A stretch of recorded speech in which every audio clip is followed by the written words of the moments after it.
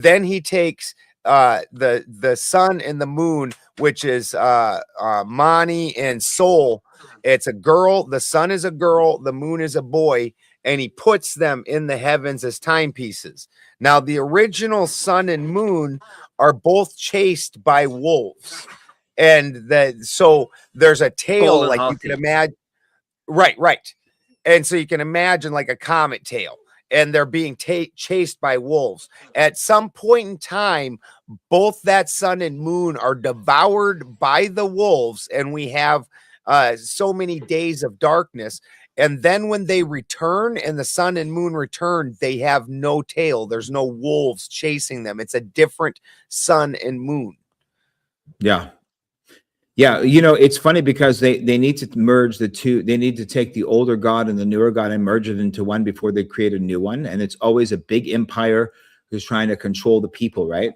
So, Sol and Victor, but it's the same thing they did because they had God the Father and Jesus, and what they do, they had to merge them together in Rome to create the same one God. It's the same shit. It's the oldest trick in the book. Yeah. Definitely gonna have to get to that when the Greek comes. Shit, what was I gonna say just before that about? We were talking about how the sun and how they're different suns and how but yeah, you probably had something else. When he was talking about all the changeovers. Yeah, consolidations. Oh well. It's the consolidations. When Egypt is conquered by Rome, they have to take everything and merge it into one and import it in. When Rome falls in the East and Western, they did the same. It's all you see. It's the same.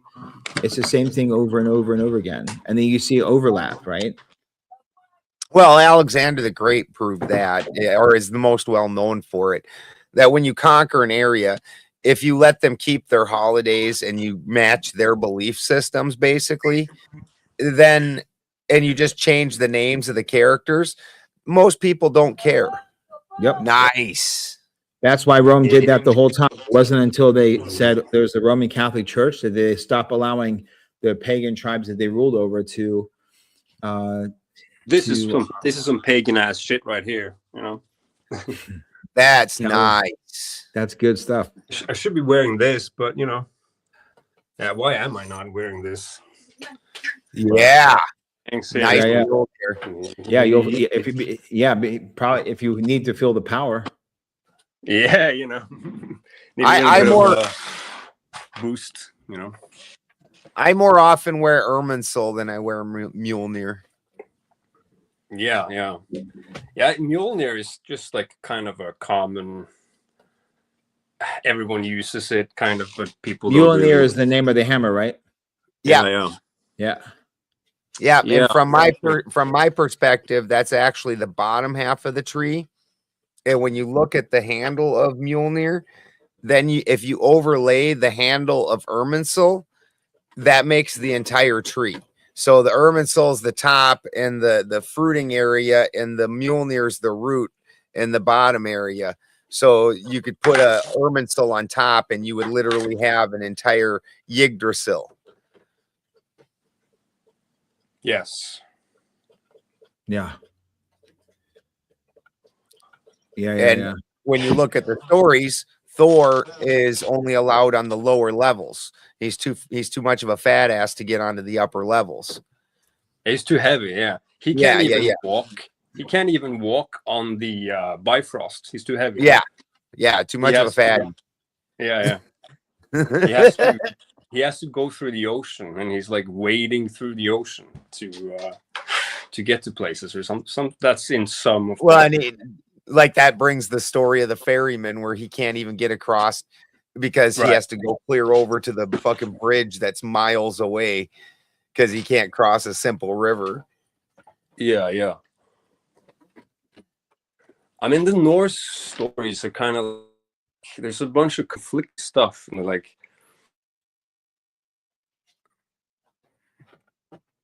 I didn't mean to leave you up there after you showed your pagan collection. Things, but well, It makes most people nervous when they're on by themselves, and they're in their faces by themselves. I didn't mean to do that to you. Yeah, for those that don't know, Howard is Spit from out the Norway. bones. Yeah, yeah. I can. You want me to teach you some? This is also an interesting thing. Like when I got into all this stuff, right? Like an When you were, etymology and you were stuff. born Yeah, I'm born in I'm in Norwegian. Norway. Yeah, you were Miami, born. Yeah. That would be like Yeah. saying that you being born in Norway and getting into like Norse mythology would be like being born in Saudi Arabia and getting into Islam. I would expect it. Yeah. You know, Yeah. if you Yeah, I weren't was in it, always- I would be shocked and surprised and to be honest, disappointed. So go ahead. I am disappointed in a lot of my Norwegian countrymen because they are just like atheists or secular Christians or whatever. And no, but I always had this like interest in mythology and all of this stuff. But like the etymology stuff, there's a lot of Norwegian words that have like interesting kind of like overlaps with a lot of things that are like very interesting in general, but like what was I gonna say? Never mind. But yeah, onward. Yeah. Yeah. Yeah, the Norse Well, and the Greek. Go ahead, Balderson. I don't doubt why, and we call this. There's actually a term for this. I can't think of it, but it's a Germanic yearning for spirituality, and that's why atheism is so rampant, because they don't find the spirituality in their in Christianity. It's just not there.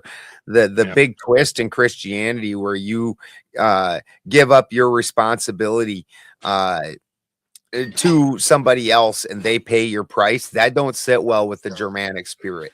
We're very independent, self-reliant, self-accountable people, and it don't sit well with us. And they aren't going to find the spirituality in that unless they're crazy like Rocky. It's the fucking normal Germanics don't do that. You know, the funny part is, man, if you like if you track, I've spent a lot of time looking at the DNA, right? If you track, like, if you were to put like the Norse gods and goddesses and then like the Greeks, right, and like line them up, they're like pretty accurate, right? And then you say, like, you think, where would they have da da da da? And then, but if you track the similarities outside of story, you can track DNA. And so when you pull up R1A DNA and R1A1A DNA, then you can track from this Proto-Indo-European bullshit terminology, but the Aryans, and you can track through the DNA movement of where they went. So that DNA is all the way up in the Viking lands and all the way over to Siberia, and then you track from R1A. It's like, hold on, R1A is like 10 to 25,000 years or something, right? And then there's like the Yamnaya, for example, culture, right? Then there's like R1A1A. And R1B was through that mergers, right? So then you track where those went, and then you track like the stories of the creations and the gods and so on. So it's like, dude, like we can actually see the movement of people and the movement of stories, or the movement of our story. Wow, that's an image. Hold on. Yeah, I mean, clearly it's obvious who would win that, but in reality, I mean, I know which side if I have them both coming to my kingdom, if each of those men came to my kingdom and tried to get me to get my young men to fight on their behalf, I'm choosing obviously the one on the left. But in reality, isn't it funny that the concept of the one on the right won? Kind of. Well, it's honestly through females that it won, because it's a very feminine religion and it appeals to females because they have this females have a lot of guilt over doing hard things that you can't even, you have no choice on, and they'll carry guilt on it like men don't. And so the Jesus figure is very appealing to women. So when you look at like even Eric the Red, and you look at characters like that, like when they came back from America, the Vinland Saga, when they originally came to the North America and then went back, his wife immediately starts a Christian church. And there's the guys in there, a bunch of the guys are heathens, but the women, they got the women to do that, and we let the fucking women raise the kids, and then the kids end up being Christian. And so this is part of why most cultures tell you don't fucking marry somebody that isn't carrying your culture, because then your kids get this other fucking culture that you don't want. And so our people basically got castrated with the Christian religion. Yep. Now Here- I do real quick, hold on, real quick. R1A starts with R1, and that's 25,000 years ago and past. R1A, which is the parent of R1A and R1B, is 22,000 to 20,000. Right, and then it moves on, right? So then the first where we have like what we know is like civilizations, right? We have R1A, 1A 7,300 years ago. Here's where now we start to understand some sort of concept of timeline. So the European branch of R1A is between 2,900 to 2,300 BC. It's called the Corded Ware, which goes through Northern Europe, Vikings. Then it moves to the Slavic, Baltic, and Northern Europeans, and then moves all the way. And by the way, at this point, what's the name of the people that starts with the S that moved around? They had the first chariots. Samaritans or Sumerians? No, neither. Scythians? Scythians, yes. So that moves all the way to Ukraine, Belarus, Russia, and Baltics, right? This one R1A Z282, right? That's 3,000 years ago. Then the Asian branch, right? Then you have the migrations and so on. So these are they're bringing the stories, they're bringing the concepts, and the names change, but the stories seem to remain the same, man. It's fucking wild shit, because you can track where these branches came from. And then R1B is where the Slavics came from when they were breeding in with their, it's wild shit. Yeah, we're taking questions. Hop on up. I came on here for two things. One, I just had to hop on here. Chew bubble gum and kick ass. I had to show support for the other two people that our ancestry basically all hail from fucking Norway, and even before that, so much love. But I am a Christian myself, you know. I'm not a what do you call it, Ben? I don't want to mispronounce your religion. I'm an Odinist. Odinist. There we go. Yeah. Can I? I'm not a. Can I just Odinist. shoot something in here? I wanna clear something up. When people are like a religion, I'm like I am not part of a religion. Okay, I don't think Ben is part of a religion. Yeah, but it is more like a generic way to circumvent a lot of like semantics, perhaps. Like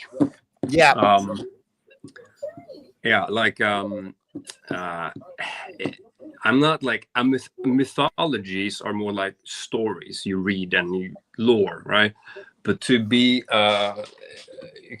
we might just like crap. You can say I and Ben, we are like polytheists or pagans, I suppose. But like it's not a traditional religion of sorts. Yeah. You know where the word you know where the word religion even comes from? There's no such word. There's no ancient word for religion. The first time it's used is in Rome in Latin, and it's called religio, and it means to bind. So there's no such. They create, and then they apply religion to the whole fucking world and all the ancient history. Yeah. Well, I do know Odysseus. I don't know how to say that in a plural. Yeah, I do know they don't worship like traditional Christians or anything like that, because I was actually reading up on it, Ben. Nice. They more or less the gods show them the same respect they show them, so they don't really worship the gods the same way a Christian or a Jewish person might worship Yes. our God. Yeah, I was reading a little bit about that to figure it out. Like literally, when I call out to Odin, it's not to beg favors. It's because I'm about to do something awesome and I want him to see it. Like, you know, like it's not about they aren't servants for us. Hey, let me give props to Kraut.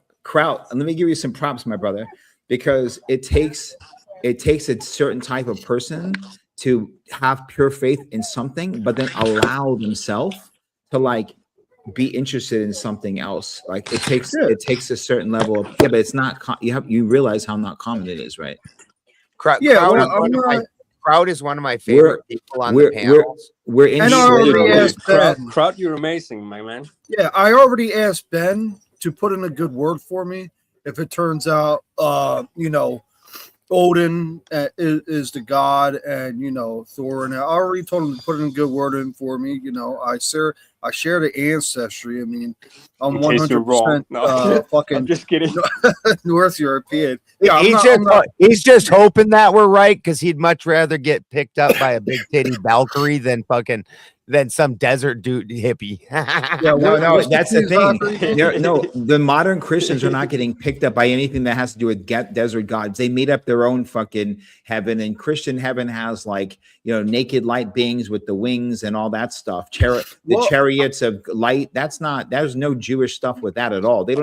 Jews don't even have even a concept of the same heaven that Christians do. Not honestly, if I had to fall into a religion, because I don't really read the Bible, I've said that on here before, because it can be translated or misinterpreted by men. But I probably more or less believe in the God that the Israelites believed in, because I try to live off of the 10 Commandments.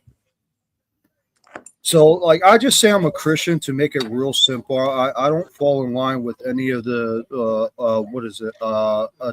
denomination. Like, I'm not Baptist. I'm not all those other things. I went to those types of churches growing up. You are what's considered non-denominational. Yeah, non-denominational. Yeah, I chose. Hey, Spin, you're freezing. You're freezing up a little bit. It's yours is choppy. Say something. Anchor baby. Okay, I heard you loud and clear. Thank you. Good. Yeah. That came through loud and clear. Oh yeah, something else I wanted to say. Hey, real quick. Here's the interesting part, right? You can be a full-blown Christian. You can believe Jesus is God, and you can still utilize all the Norse gods because you don't believe that's God. They're forces. Yeah. I mean, and if you know that, you know, there might be truth in everything, because I said it before on this panel a while ago. How did cultures that never had contact with each other develop this system, whether you want to call it a religion or a mythology, for lack of a better word, not to disrespect you, Ben, because I know you do believe in Odin and Thor and all that, but for lack of a better word, I don't know how else to call it other than mythology. It's just the word. Pagan heathen. Well, when I said mythology, I you know, it kind of has an indication of it's not real, so I don't want to disrespect you and think that's what I'm saying. You can just say religion and we all get it, kind of, you know? Okay, yeah. So how do all the cultures that never had contact with each other all have like a coherent understanding of forces? You know, the Greeks, they got their gods. The Egyptians, they basically got the same gods as the Greeks. There's some variations, and the Norse or the Norwegians and the Germanics, they all have the Norse gods. But yeah, I think there might be truth to everything, believe it or not. Oh, and Christianity really kicked off because of England. Me and Ben was talking about that the other day too. Like when what is it? Not the Saxons. The Danes came over to England, and they were fighting English, and then they decided to come together, and that's when Christianity really took. Yeah. How do you think the Christians had the idea to go on a fucking Viking raid called the Crusade, because the Vikings came and in Britain and England and France and said, let's go on a fucking Viking raid. But we're not allowed to be Viking raids anymore like our ancestors. Now we're Christians. They go, fuck it, let's go on a Christian raid. And they said, I thought the Crusades happened before that. No, the Crusade Crusades were 1000. prior, and even actually the majority of the Viking era was Christian. So a lot of people don't realize that, and it's because the better stories are about Odin, and Jesus stories aren't great. So the Odin ones sound better, but by 900, the early 900s, the entirety of what was old Germania was entirely Christianized. All the leaders were Christian. The Viking period is 800 to 1100. So we can say, we can definitely say that during the 700s, a substantial amount of the Scandinavian area was already Christianized. The Viking era, they were Christians. The first crusade was 1096. That's what I'm trying to say. They were already converted and living in certain parts of England. They already had the wars. They already moved to France. They already moved to England. And about less than 100 years later at most, they're like, fuck it, man. It's fucking raid season. You know, they had to, they couldn't say let's go to a Viking raid, so they had to say let's go on a Christian raid, and that's the first crusade. Here's an interesting part though, Kraut, with what you were just talking about. So obviously you said, like, you know who Yahweh is, right? The garden, the Jewish name for God, and right, and the one who spoke to Moses, right? I thought it was the Jewish name for Jesus, but I know what you're saying. Well, that's what I mean. That's what a Trinitarian would say. But Father, Son, the Holy Spirit. Yeshua is Yeshua is the Jewish name for Jesus. Yahweh means I am that I am, right? But here's the funny part. Okay. When the ancient, and this is in the Bible, when Abraham, even before before he even had a son to fulfill it, before even the prophecy of Genesis 12:3 happened, when just God talking to Abraham, which, by the way, God's name was El Shaddai, not Yahweh. Interesting thing, different spirit's name. But when Abraham is told, you know, Abraham, go this way and check out this land, there were people there, dude. How ironic. And they were called the fucking Philistines, right? And Palestine Palestine's English, because the Arabic word would be Philistine. So when they go, there's no such thing as Palestinians. Yeah, you're playing semantic games, you know. But here's the funny part: all those people in those times of Abraham worshipped a storm god called Baal, right? Baal. And here's the best part: who's Yahweh? Well, according to Deuteronomy, Yahweh is he who rides on the heavens. According to Isaiah, Yahweh rides on swift clouds. And according to Psalms, Yahweh exhorts himself and rides on the clouds. So the storm god of Yahweh was an appropriation of the power and the understood position of Baal being a very big Elohim, the biggest one of the times of the lands of Canaan. So you see how, like, characteristics. So if you were to correlate and say, okay, storm gods, okay, so storm gods, and who's usually associated with storm gods? It's always mountains. Where does Zeus live? And then you can also now go, storm would mean wind, and wind is the skies, and the skies and the power. So if you were to go outside and, like, throw your blessing into the sky, you have to have something carry it. So maybe you throw your blessing into the wind. Or maybe, you know what I mean? So you see how when you go back far enough, it wasn't about, like, personifications. It was about understanding of forces of nature and primordial forces of creation. Before I hand it over to Clay, and welcome, Clay, what? I want to, I was hoping you'd be here earlier.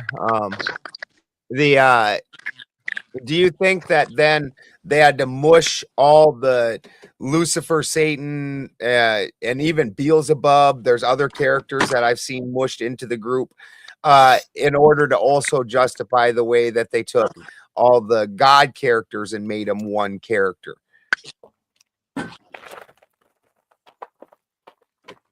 That was toward you, Shaman, and then I was going to pass it to Clay.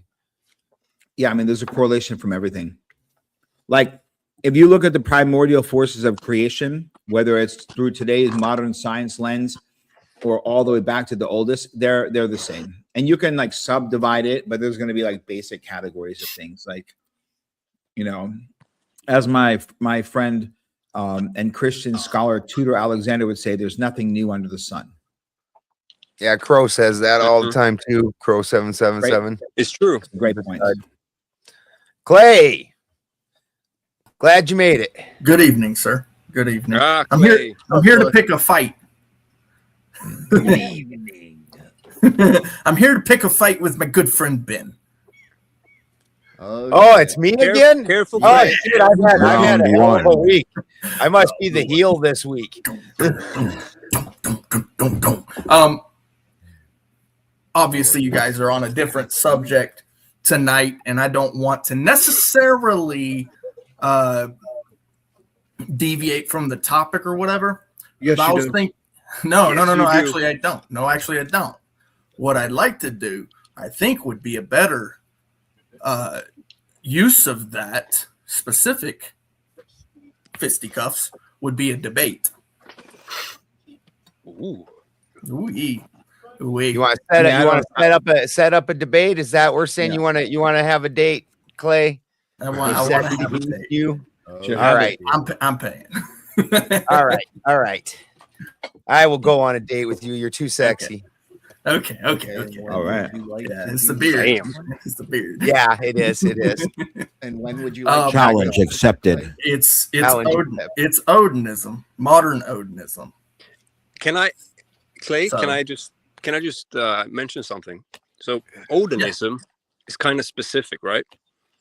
It's Odinism, and Odinists kind of just fuck with Odin, not the other gods at all. So it's like kind of strange, but it's like Yeah, Onward.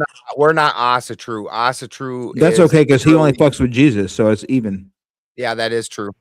Asatru is they are the followers of the Asir, and so they follow all the gods. And I only, while I recognize the other gods, and I have all the respect in the world and love for them, I am a follower of Odin for sure. Yeah, but Like, Clay I know the Clay AC. accepts all of the other prophets and the Hebrew prophets, but he takes Jesus's words over theirs. So it's pretty Yep. even, actually. No. Yep, it Yeah, is. go on, Clay. So my claim is that you're not a real Odinist. Oh shit. Oh, Oh man. Damn, Quite- son. Oh shit. That's like somebody saying we're not real Christians, Clay. I hope you know that. well, we'll have to hear Great point, Clay's Trout. claim. We'll set up a date after the fact. I'll hit you up on Facebook Messenger, Clay. We'll set up a. Perfect. You know That what I it could always do. goes down to I'll is wear would my you nice sacrifice? Would you kill in the name of your belief? I think it'll be glorious. It's all in good fun. Obviously, I'm gonna come with my points, but we're gonna have fun with it. I'm sure you'll poke at me some. I'm gonna be jabbing, just so you know. My Oh, bro, thing I was, do declare Ben will be doing more than poking. I know him Better very bring- well. Better Ben's bring your gonna be warhammer. Better bring your Speaking of warhammer. debate, that's Thor. That's different. Exactly. No, You know the He's trying to trap you into worshiping a different god on live on this one, so you can bring up the evidence. He gets you to say, "Bring your hammer." Like, I'll bring the hammer. You're like, see. Thor- Can I Right. be a part of this one? I just want to sit there and laugh when you and Ben tear each other up. That's all. No, spin. You moderate it. The Spin Germanics were moderate it. actually famous for they had a style where they would fight with each other, and the trick was to fight your hardest and have a true battle, but also have the self-control to not truly hurt the other person in a damaging way that would make them lesser.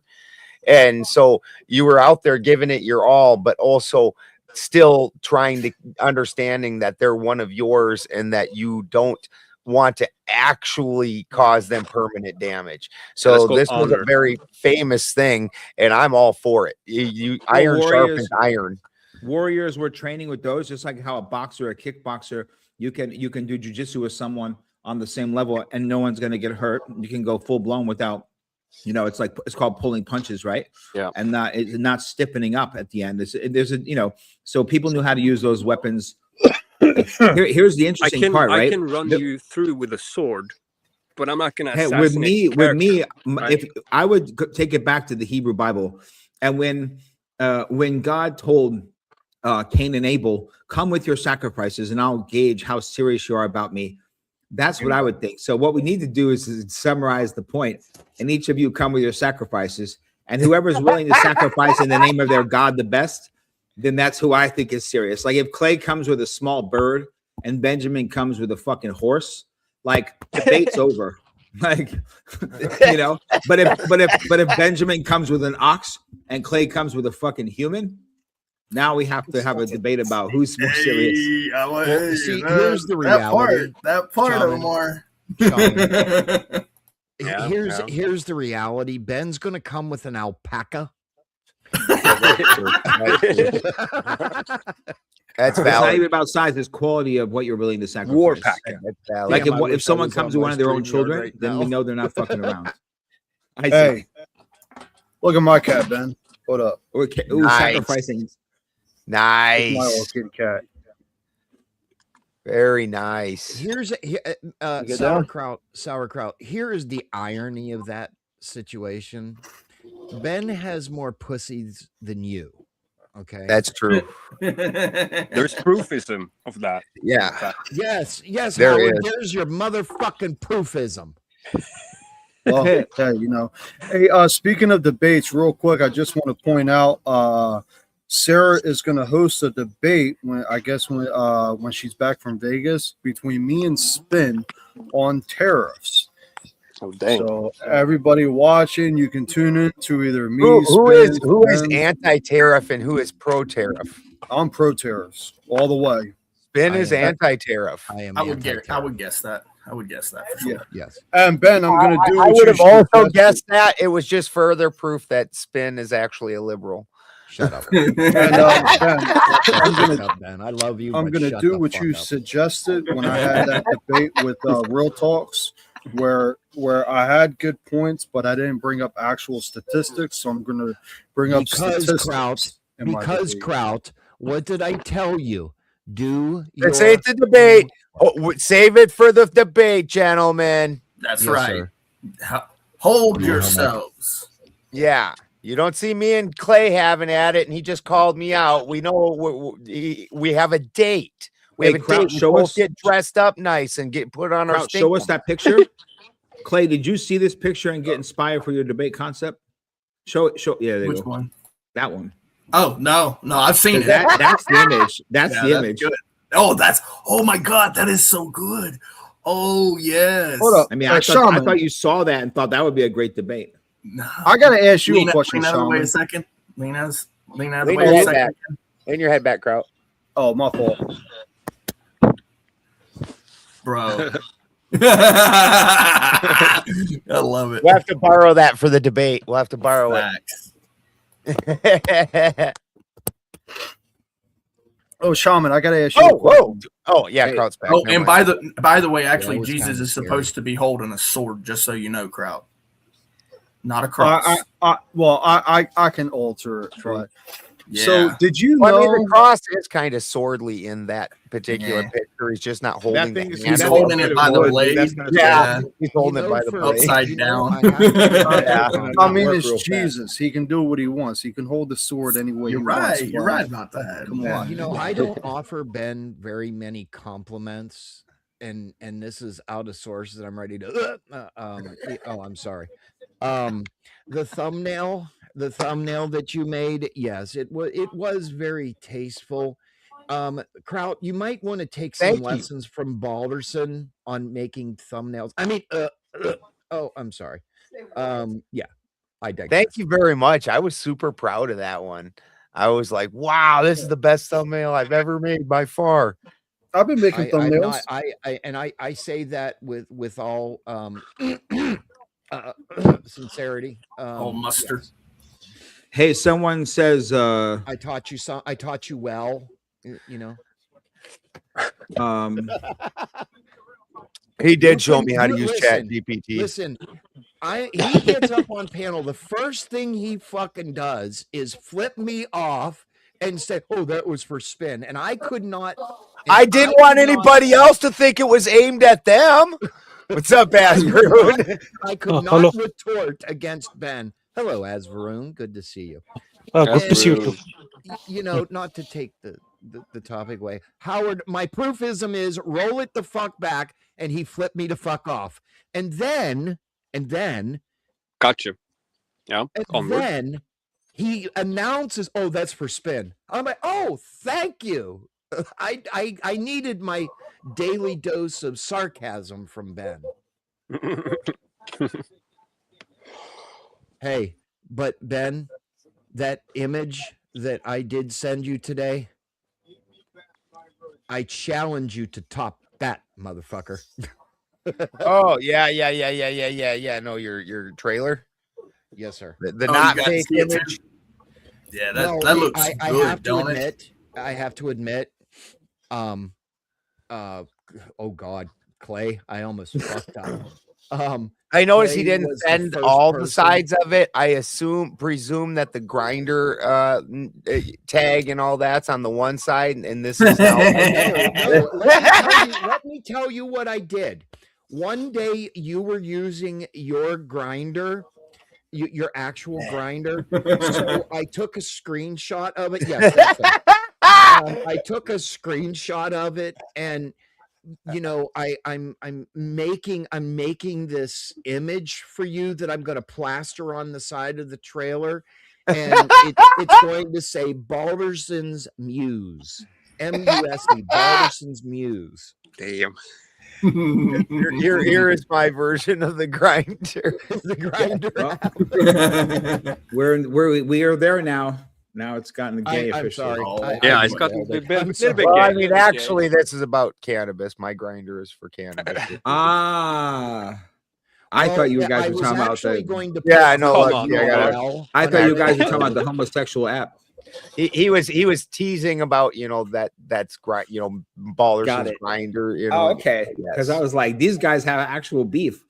Well, No. you know, there is a grinder profile, grinder.com #Balderson. So It's not Benjamin Balderson. That's why I put the Benjamin there. See Benjamin. Benjamin. well, it says Jar Balderson. So I had to think we'll have to Jarl. work on your spelling of things. So Spin, just to correct you, there's no J sound in Scandinavian. So the J sound is something else. We don't have a Y character. So the J is pronounced ya. So that's Yeah. why you get that yip Jarl. and Yemenis. Yeah. It's Jarl. Yeah, just say Whatever y'all. the fuck it Jarl. says, I fucked it up. I take responsibility of it, but Jar sounded funnier. Right? Fair. Anyway, I'm sorry. I'll shut up now. Yeah, it's But I think I am going to send you that fucking thumbnail so you can laugh your ass off. yeah, Hey, Kraut. Yo, You had a question earlier, kind of like, how does all these religions have these things in common, despite being like different denominations of like mythology without having contact with each other. Yeah. You kind of have to go off on the beaten path to like explore ideas about like what is energy, what are intelligences, and I think all these people came to the same conclusion. Like you go into a temple, some sort of ritual happens, you do drugs, and then you connect with a certain vibration, right? And you can kind of like recognize that. You can kind of put a label on that vibration, right? But then other people, because humans are humans and retarded, of course, right? So essentially you have all these people being like, oh, but this is this guy, and meanwhile that vibration doesn't give a fuck, right?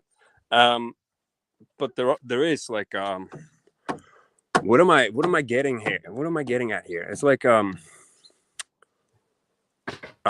these are gods or whatever, spirits, and we like, because we are retarded, we like to put up all these like human cultures just form naturally, right? And then that formed culture is a reflection of that people in that place, right?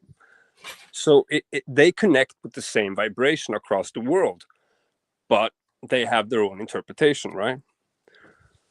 Yeah, onward. I get what you mean. Clay, check out the picture. How's that? Or But does does that track at all? Like, Oh, I It see. does. I see. Yeah. All right. It doesn't need to be a great sword or anything Can I like that. kind of translate that? What I got from that is that certain phenomena exist around the world, and it may be different in one region than it is in another. And so each culture is trying to describe what they're seeing and the way their world works. Yeah. And there are similarities because the world works the same everywhere. It's just there's little regional differences based on climates and right, geography and that sort of thing. Is that about right? yeah, it's about right. But the vibration doesn't change, right? But the Right. but the So humans, there's something that's the same. Yeah. so but then like you can have a people who contacts a war god because it's convenient, because they want to go to war and stuff, and then you basically have countries worshiping the same thing but calling the other guy like wrong or something, right? Yep. But essentially this is where occultism enters the picture, from like just regular kind of like historical, religious, geopolitics and all that stuff. But yeah, essentially it's just like, how do we, and it's kind of weird, gets like to weird science, and like occultism is like just basically how you scientifically interpret a mystical thing or phenomenon, and you can't really do that. So we are basically doomed to just do this thing forever, where we have all these interpretations of whatever the fuck, and then we disagree, and until we collectively just stop being retarded, and then I don't know. This reminds me of the have you ever seen the Santos Bonacci when he talks about the concussive sound series, where he has a list of a whole bunch of cultures where they have the same concussive sound in the same word. So you can take this idea like a drum, like, like the word concussion, I suppose, and that same concussive sound that you have to verbally make to make the word exists in all the words. The words are different, but that sound exists in each of them because that vibration is an expression of that sound. So it needs to exist in all these different words. It's very interesting. It sounded like you just described the Thune in Skyrim, the way of the voice. I hope somebody, at least one person. Okay, Clay, you know what I'm talking about. Tell me he didn't sound like a graybeard right now. It's actually, it's funny. It really is. Clay, you know what I'm trying to say? No, I really was not paying attention, but I was going to tell you that the sword.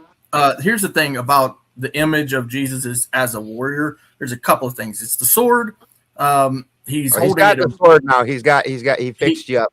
Clay. He's holding it in one hand, and then he's also riding on a horse. So that imagery is the Jesus. He's not holding the sword with the other hand. It looks like he's. It looks like he's holding a cloak of some sort, right? Or maybe a scroll. See the end of it. See like maybe a scroll at the end down there. So it's not bad, but like you could even fine tune it a little better.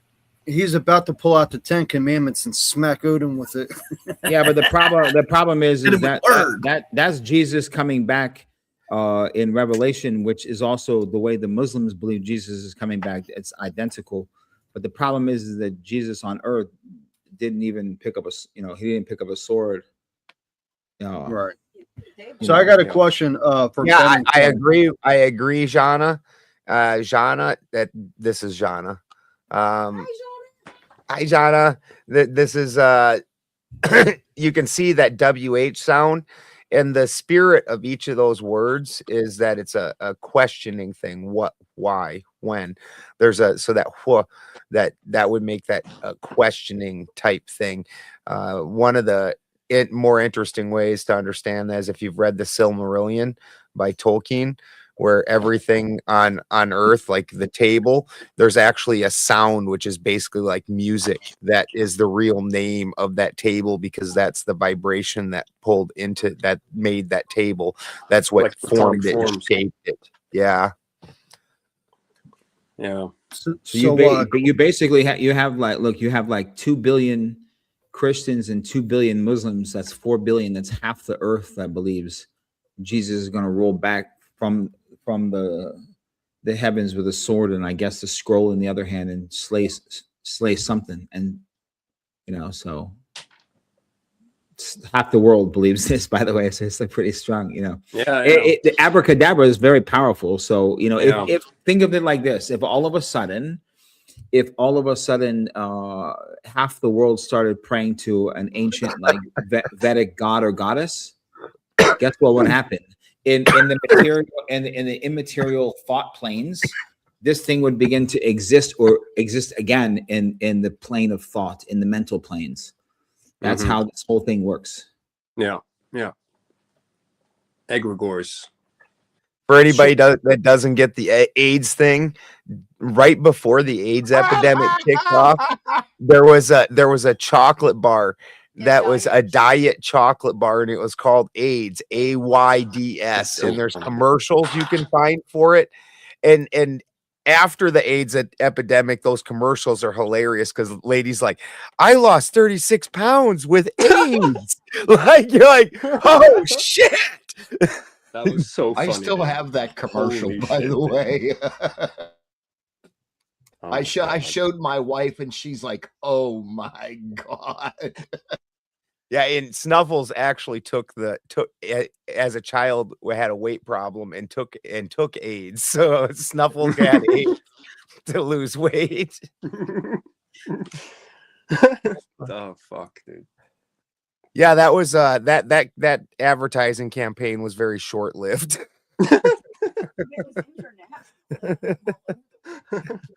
Yeah. Yeah, no. The ad I came think out, and then the AIDS came out, and they said, "Oh no." Hey, Omar, I got a question for you, Hey. if you don't mind, because you're highly intelligent. Oh Lord, this will be good. So, Thanks. my thing is about the Greek gods, right? The Golden Age. As far as I'm concerned, they are the only ones that gave up on humanity, right? The what? The Golden Age? Yeah, well, the Greek gods, Zeus, Poseidon, Hercules, demigods, that's the only religion that has actually given up on humanity and said, we're going to go to Mount Olympus, right? I don't know if that's how every other religion is like, oh, he's our savior, he's this, he's that. But Zeus literally abandoned humanity. Yeah. Well, Zeus was also a motherfucker, wasn't he? Yeah, he is a motherfucker. Lots of mothers. Yeah, all of them. Well, I'm just curious because you study a lot of religions. I'm just here to learn. I'm not here to debate. So the problem I think Omar's having is the way you worded your question, because there's actually not that many religions and those religions don't function in the way that you're describing. Actually, there's not that many religions that have a savior figure that goes and lives amongst the people. That's honestly mostly reserved to the messianic Abrahamic religions. Zarathustra. But you see what I'm saying? You name two. We can name 2 out of thousands. Yeah. Agreed. Yeah. Yes. Here's why I said. Here's the point. You have to look when they say you know, when you look at the biblical story, for example, of the Tower of Babel, right? So they say that man became very egotistical to think that they were going to create a tower to go live amongst the gods, right? And then in the story it says, look, it's not long before they are amongst us. They said, come, let us confuse their language forever, right? And so the punishment of this was that the gods, the Elohim, the same Elohim in Genesis that created man, also decided to confuse the language, because everyone on earth spoke the same language until the gods got mad and bang, right? Now, you could also look at it as the historical Babylonian concept of the story, which was that the gods got mad because humans were starting to create, and the esoteric aspect of it was they were trying to create a tower, meaning like a cover, so they could convene with the Most High directly and limit the interference of these lesser gods, the Elohim. And the punishment was to confuse their language. So my point is, if you want to say Zeus is good, you can say he enforced justice and he protected the weak and he created life, meaning humans. But if you want to say Zeus is bad, you can say he's a fucking predator. He had massive levels of cruelty. He crushed entire civilizations, crushed entire cities for the smallest offense. Right, but where I'm having a weirdness with it is like the Mount Meru and the Mount Olympus.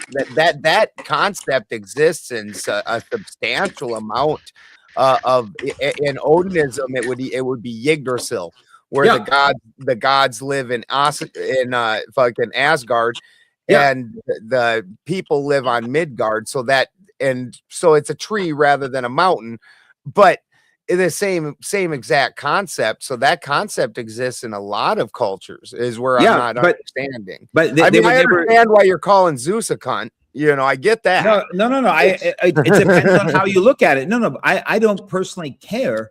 I'm just trying to say that, you know, Zeus lives in Mount Olympus. That's his home. So he's not destroying that. But all the other stories about him destroying other cities and this and like sleeping with women, you know, it's just an interesting. So you can go either way with the perspective, but you have to remember that even the most learned Greeks at those times, when they were worshiping and creating temples to Zeus and Athena, they understood that those were the lesser gods. And if you read the story of how the Greek gods took power over man from the Titans, their parents, and you see deceit, you see manipulation, you see corruption. So the way that according to the Greeks, that the gods of, remember, and the gods is lower, Titans. So it goes primordials, then it goes Titans, then it goes gods, and then it goes man. So if you go even look at how the gods became gods by tricking their parents, the Titans, I mean, what do you expect once they get power? Well, they didn't really trick the parents. 72 virgins. In Greek mythology, they didn't really trick the parents. Kronos was eating up all the brothers and sisters, like Poseidon, Hades, and like the three sisters. And then Zeus was fortunately saved and raised off like an island or some shit like that. And then he came back and he freed his brothers and sisters and waged war. They didn't.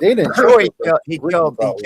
It turns out that they were still alive inside Kronos and in the slaying of Kronos. So he never killed them, correct? Right. Well, so they weren't dead, but they were trapped inside of him somehow. Yeah. But guess who did it? God. That's my point. We have to stay consistent. If those are the gods who created them, then from Zeus's creative perspective, oh my God, my brothers and sisters. But maybe he didn't know enough about his creator to know. Maybe they're learning inside. Maybe. My point is that we give all these excuses for one God, but then we blame them for the other one. You see what I'm saying? Like, we're not consistent on a human scale. Yeah. Like here's obviously we're going to side with Zeus because Zeus walks around and carries shit like us, you know, and the Titans are presented in a certain way.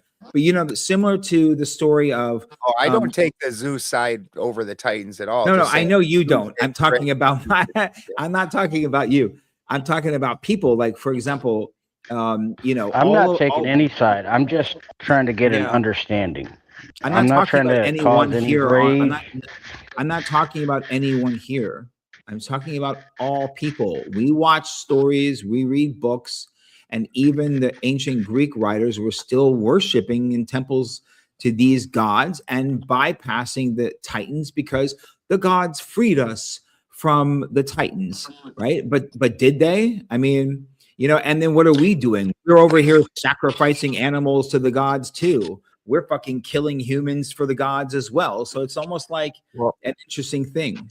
How BBN, I am happy to let you up. Would like to hear what you think, but you've got to show me your picture. Show me you're not waiting to show us your nether regions and such. So I got to see your face for just a second, and then you can go right back off camera. You don't got to stay on camera. I'll be the only person seeing it. hey, Thank what's you, sir. Ben, what's I- the story, guys? What's the story with? I can't remember. It's where the guy. It's a Greek story where he slays the beast, but then they later write the story of the beast. One of the interesting reversals I've heard from the Greek is the story of Medusa, where in current world they make it like Medusa cursed or Medusa was cursed, and that it was out of hatred by Athena. But there's a reverse story to that where Medusa actually had been so beautiful that she was abused by the gods and was powerless to help herself. After what Athena gave her, even the gods could not face her. She had the power to freeze the Titans. Sleeping Beauty and Maleficent, bro. What's the old one though? It's with the warrior that fights that beast. What was the the warrior Perseus? Yeah, they made a movie about it, and then they made that's movie. Perseus. Who did he slay? What's the beast? He sees the Kraken. No. Oh my God. There's a movie. It was made with the same CGI 300 where, hold on, Greek. You're talking about Wrath of the Titans.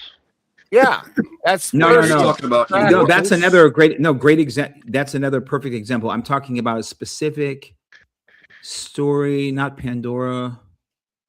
Oh my God. It'll come to me. It's the one beast. It's like the beast, and then the Minotaur. Damn it!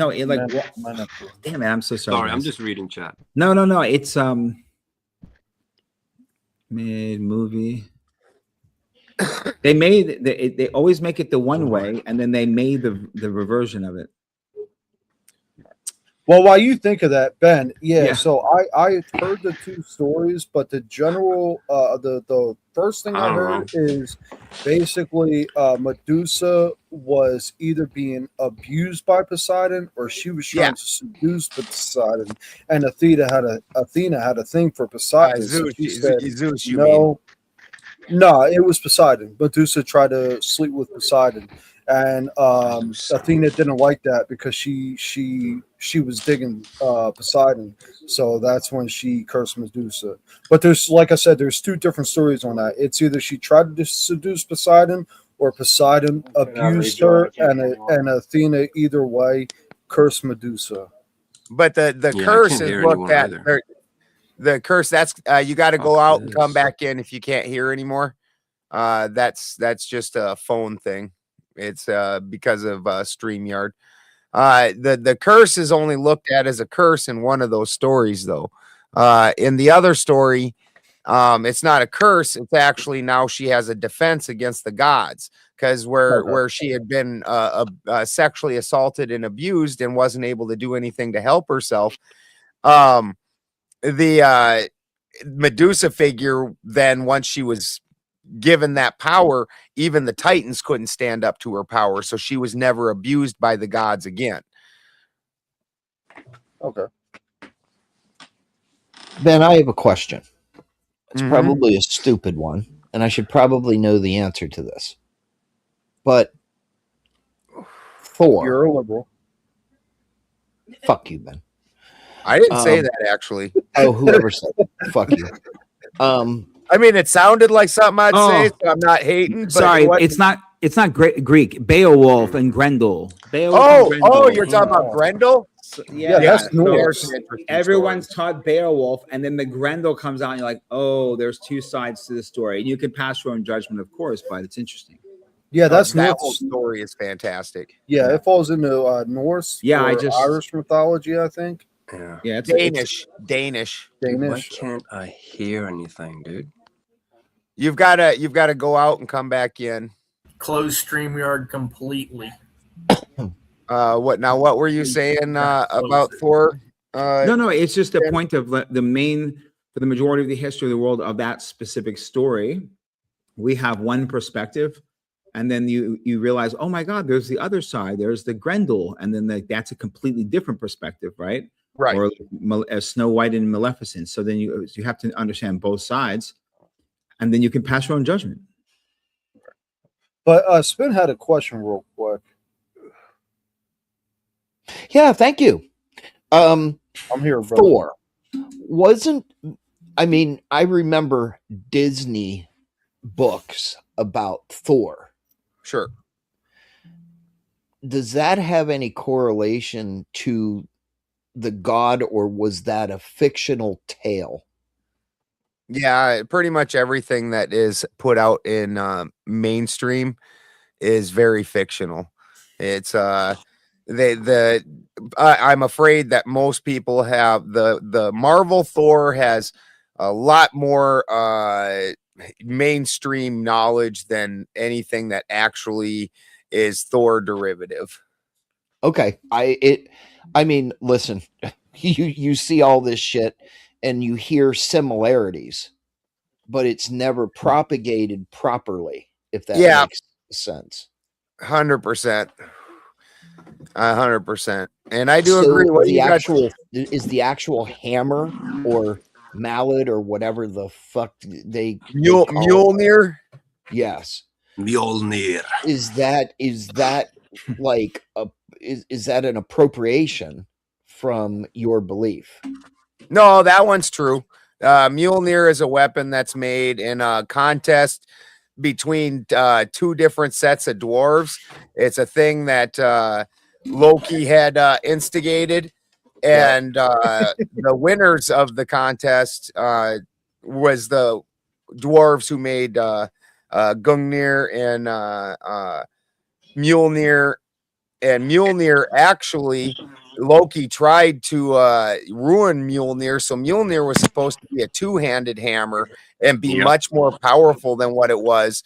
But Loki turned himself into a gadfly and kept, it was two brothers, one pumping the bellows and the other one working the steel. And he bit the one. Yep, exactly. And he bit the one working the bellows in order to mess up his rhythms, because you had to keep the steel at an exact temperature in order to do this magical working. You want to hear something funny?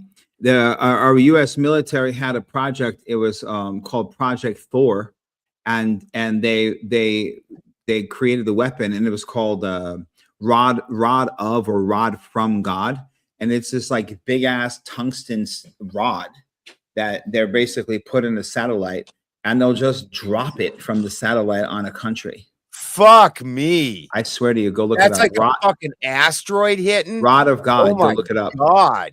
I heard something about that, but real quick to touch on what Ben was saying, you can actually blame Loki for the entire thing with Ragnarok, whether it was because of his two kids. I guess what's her name? Hela. That she rules Helheim. I don't think she was really involved in Ragnarok, but the wolf Fenrir and Jormungandr, or however Jormungandr and Fenrir. Yeah, they're Loki's kids. They're responsible for Ragnarok, and even Loki fucking with the other gods indirectly calls Ragnarok. So you got to look at that from both sides. Loki was the god of chaos and a chaotic god. And so when they weren't at war and they were at peacetime, basically, Loki was a pain in the ass rather than a benefit. And we all have friends like that when you need something, they're there to get something done, but they're kind of a pain in the ass otherwise. So you look at a time where they really get nasty with Loki, really very nasty with Loki, and it's very uncalled for. And they turn their back on him. And so he turns his back on them also. it really what a person needs to derive from that story is that your friends that are a pain in the ass are still your friends. The only time when Loki takes a really nasty bent is after Odin kills shit. Howard, who's the witch that's money? Golveg. Golveg, Odin kills Golveg a third time. yeah. And he gives Loki the heart because 3 times Odin killed Golveg and 3 times Golveg reappears. He gives Loki the heart to dispose of it, and Loki's dumbass bites it and eats it and takes some of Golveg into him. And that's when he gets kind of nasty. But That's really, true, yeah. So it's cursed. People forget about that part because Loki is kind of like mischievous, but he gets corrupted by the heart. Yeah, I think. Yeah, that's. But also, Loki was the one that switched out the. I briefly read about this, and I read about it after playing the God of War, because it's much like movies. When I watch a movie that's based on a true story, after I watch the movie, I go to see what's actually correct. But anyways, so I read that Loki switched out the arrow for the mistletoe arrow, and that's what shot Balder and killed him, and that directly set off the chains of Ragnarok. That is true. But at the same time, Loki had been completely rejected by the gods, and Loki had an oath. Odin had an oath bound to Loki that said his table is Loki's table. Loki is always welcome at any table that Odin sits over. That's what God told Abraham's son Ishmael as well. Yeah. So when they turned their back on Loki, that was pretty wrong. And I'm not justifying Loki's part in the Balder killing, but when you look at like the Fenrir story, Fenrir didn't do anything. Fenrir was betrayed by the gods. And so like when they call Tyr the god of honor because he gave his arm in sacrifice for this, what also when you look at the other side of the coin, Tyr was Fenrir's best friend, and he's the one who betrayed Fenrir the most, and so that arm was the cost of his betrayal. So he's not just the god of honor, he's the god of dishonor and betrayal also, both sides of that fucking coin. And he paid the price for that betrayal at Ragnarok because it was his sword arm, and Tyr, who was the head of the spear, the war god, was now without his sword arm. No shit. Yeah. Yeah, there's a lot of discrepancies, isn't there? And that's why I don't really like these stories, these Norse stories. I'm sure there's a correlation with other mythologies as well, that there are like missing or things that doesn't make sense, right? Like Odin, he feels it's like you can read one story and it's like, wait, there's some different information in this other story, but they're the same story. So Odin, it feels bad about this wall that they're making, right? Because of all that, Loki turns into a horse, has horsing around, right? All that stuff. That was the gentlest way I've ever heard that put. Yeah. But like at the end of that story, Odin is like very, very like stoic and sober about like, wait, did I fuck up? Because he basically has a hand in lying about to the giant about their business. And so Odin isn't, but then Odin is supposedly like this really good god and stuff, but then like, so all the gods are kind of like, but that's what's so interesting in and not to like throw too much shade on Christianity, but there's like in Christianity there's a bunch of like very like cut and dry stuff. And in these other mythologies, it's like, what's really going on here, right? And so, well, I think it exists in Christianity also, but they don't recognize it. So when you look at the God in the Old blinders Testament, on. yeah. when you look at the God of the Old Testament, there's a lot of actions that the God of the Old Testament takes, and a lot of things that he says that nobody in today's society would go, yeah, that guy's a good guy. If you took the God out of it and you changed it to a king, and you said this is how this king ruled this kingdom, in today's world, most of us would consider him a douche, the Old Testament God. And then the New Testament God is an entirely different God. The story of the New Testament is more forgiveness, more love, caring, not the jealous, angry, fucking even kill their babies type God. So Vengeful. you're right, very vengeful. So the where you're seeing this discrepancy is most Christians, and I'm certainly not saying all, but most Christians pretend like all that was okay in order to justify it, where as an Odinist, we recognize the mistakes that the gods made and understand that that's part of the learning process we're supposed to gain from the gods. Yeah. Actually, let me tell you guys a little bit of a confession, a little bit, almost like a Christian confession, except I don't repent. The fun because I don't repent for being wrong or potentially, but in the last couple of days, I think I mentioned this to you, Balderson. You know, I was listening into something, and they were basically saying, like, you know, there's the concept of the God from the Old Testament as being the demiurge and the archons, right? Yep. And you know, a Gnostic would say, like, that's what Jesus was trying to tell everybody. It was that when he was telling them, you know, if you would do the works of, if you were Abraham's children, you would do the works of Abraham.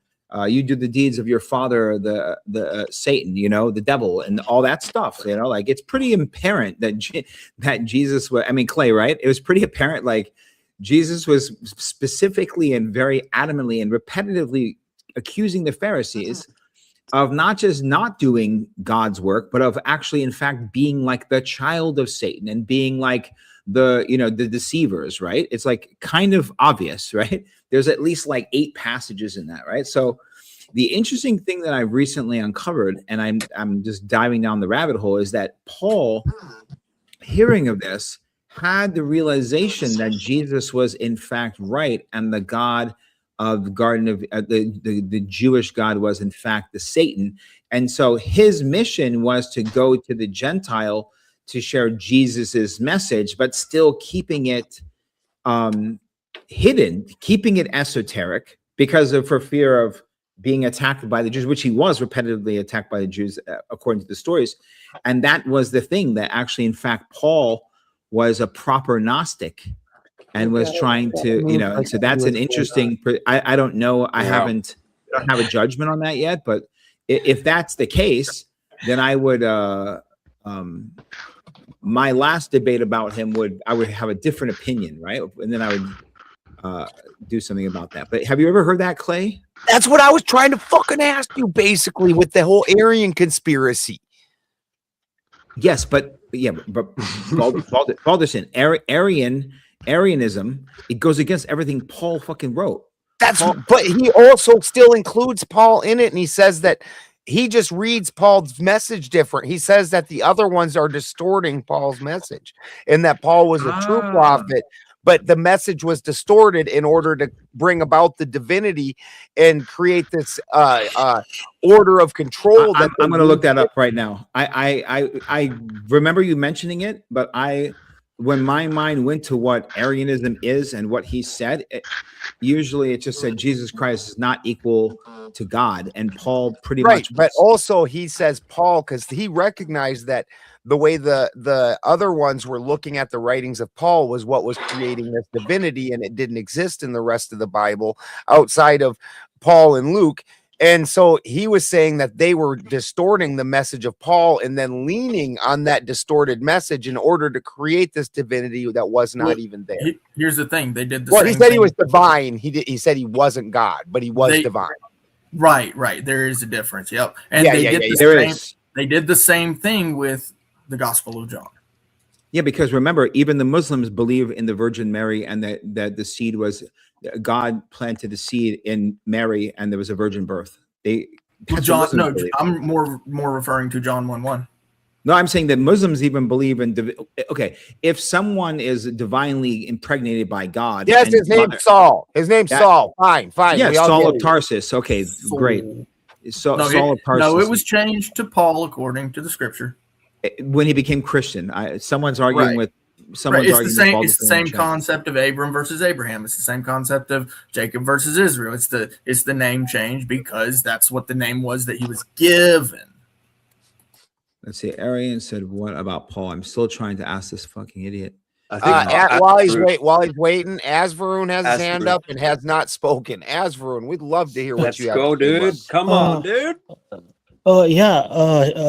Shaman Omar, regarding the Virgin Mary birth, people might ridicule it, but actually, like, it is possible to reproduce asexually, right? Like, because in our Hindu Vedic literature, in Satya Yuga or the Golden Age, no one was born through through sexual reproduction. By Many of them were- viparous reproduction. Yeah. By Yeah, yeah. viparous.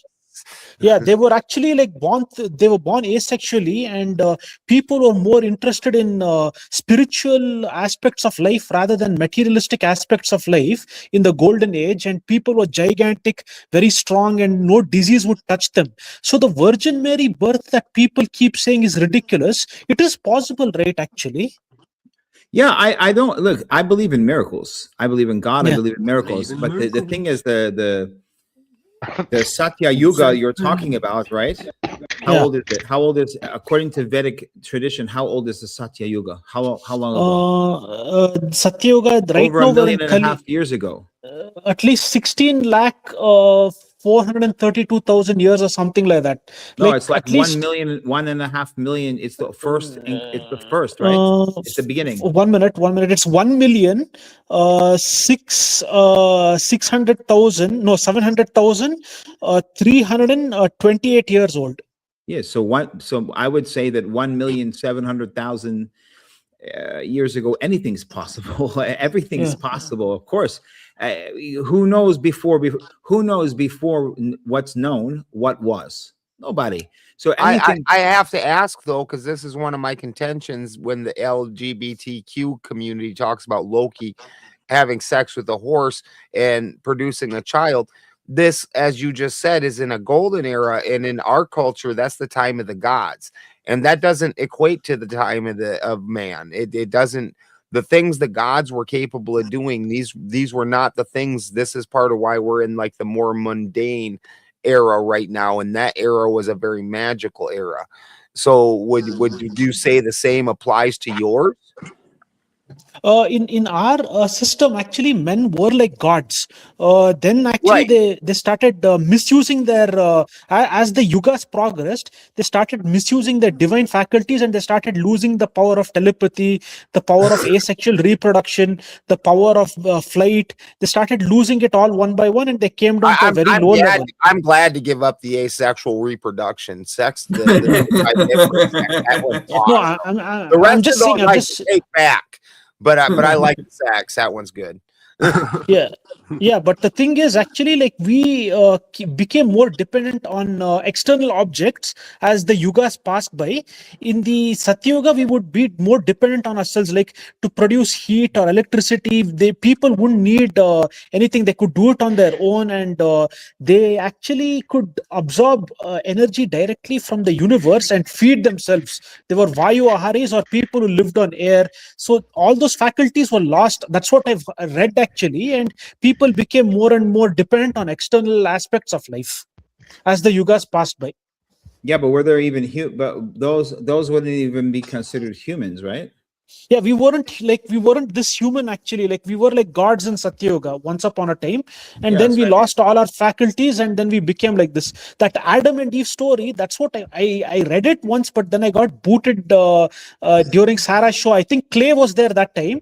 I read that esoteric meaning, like they were forbidden by God to not reproduce sexually, but they ignored God's message. When they reproduced sexually, like, they lost all their inner faculties, and they had to go through the struggles that an everyday person has to struggle, and then like they lost many of their amazing talents and their hidden faculties as well.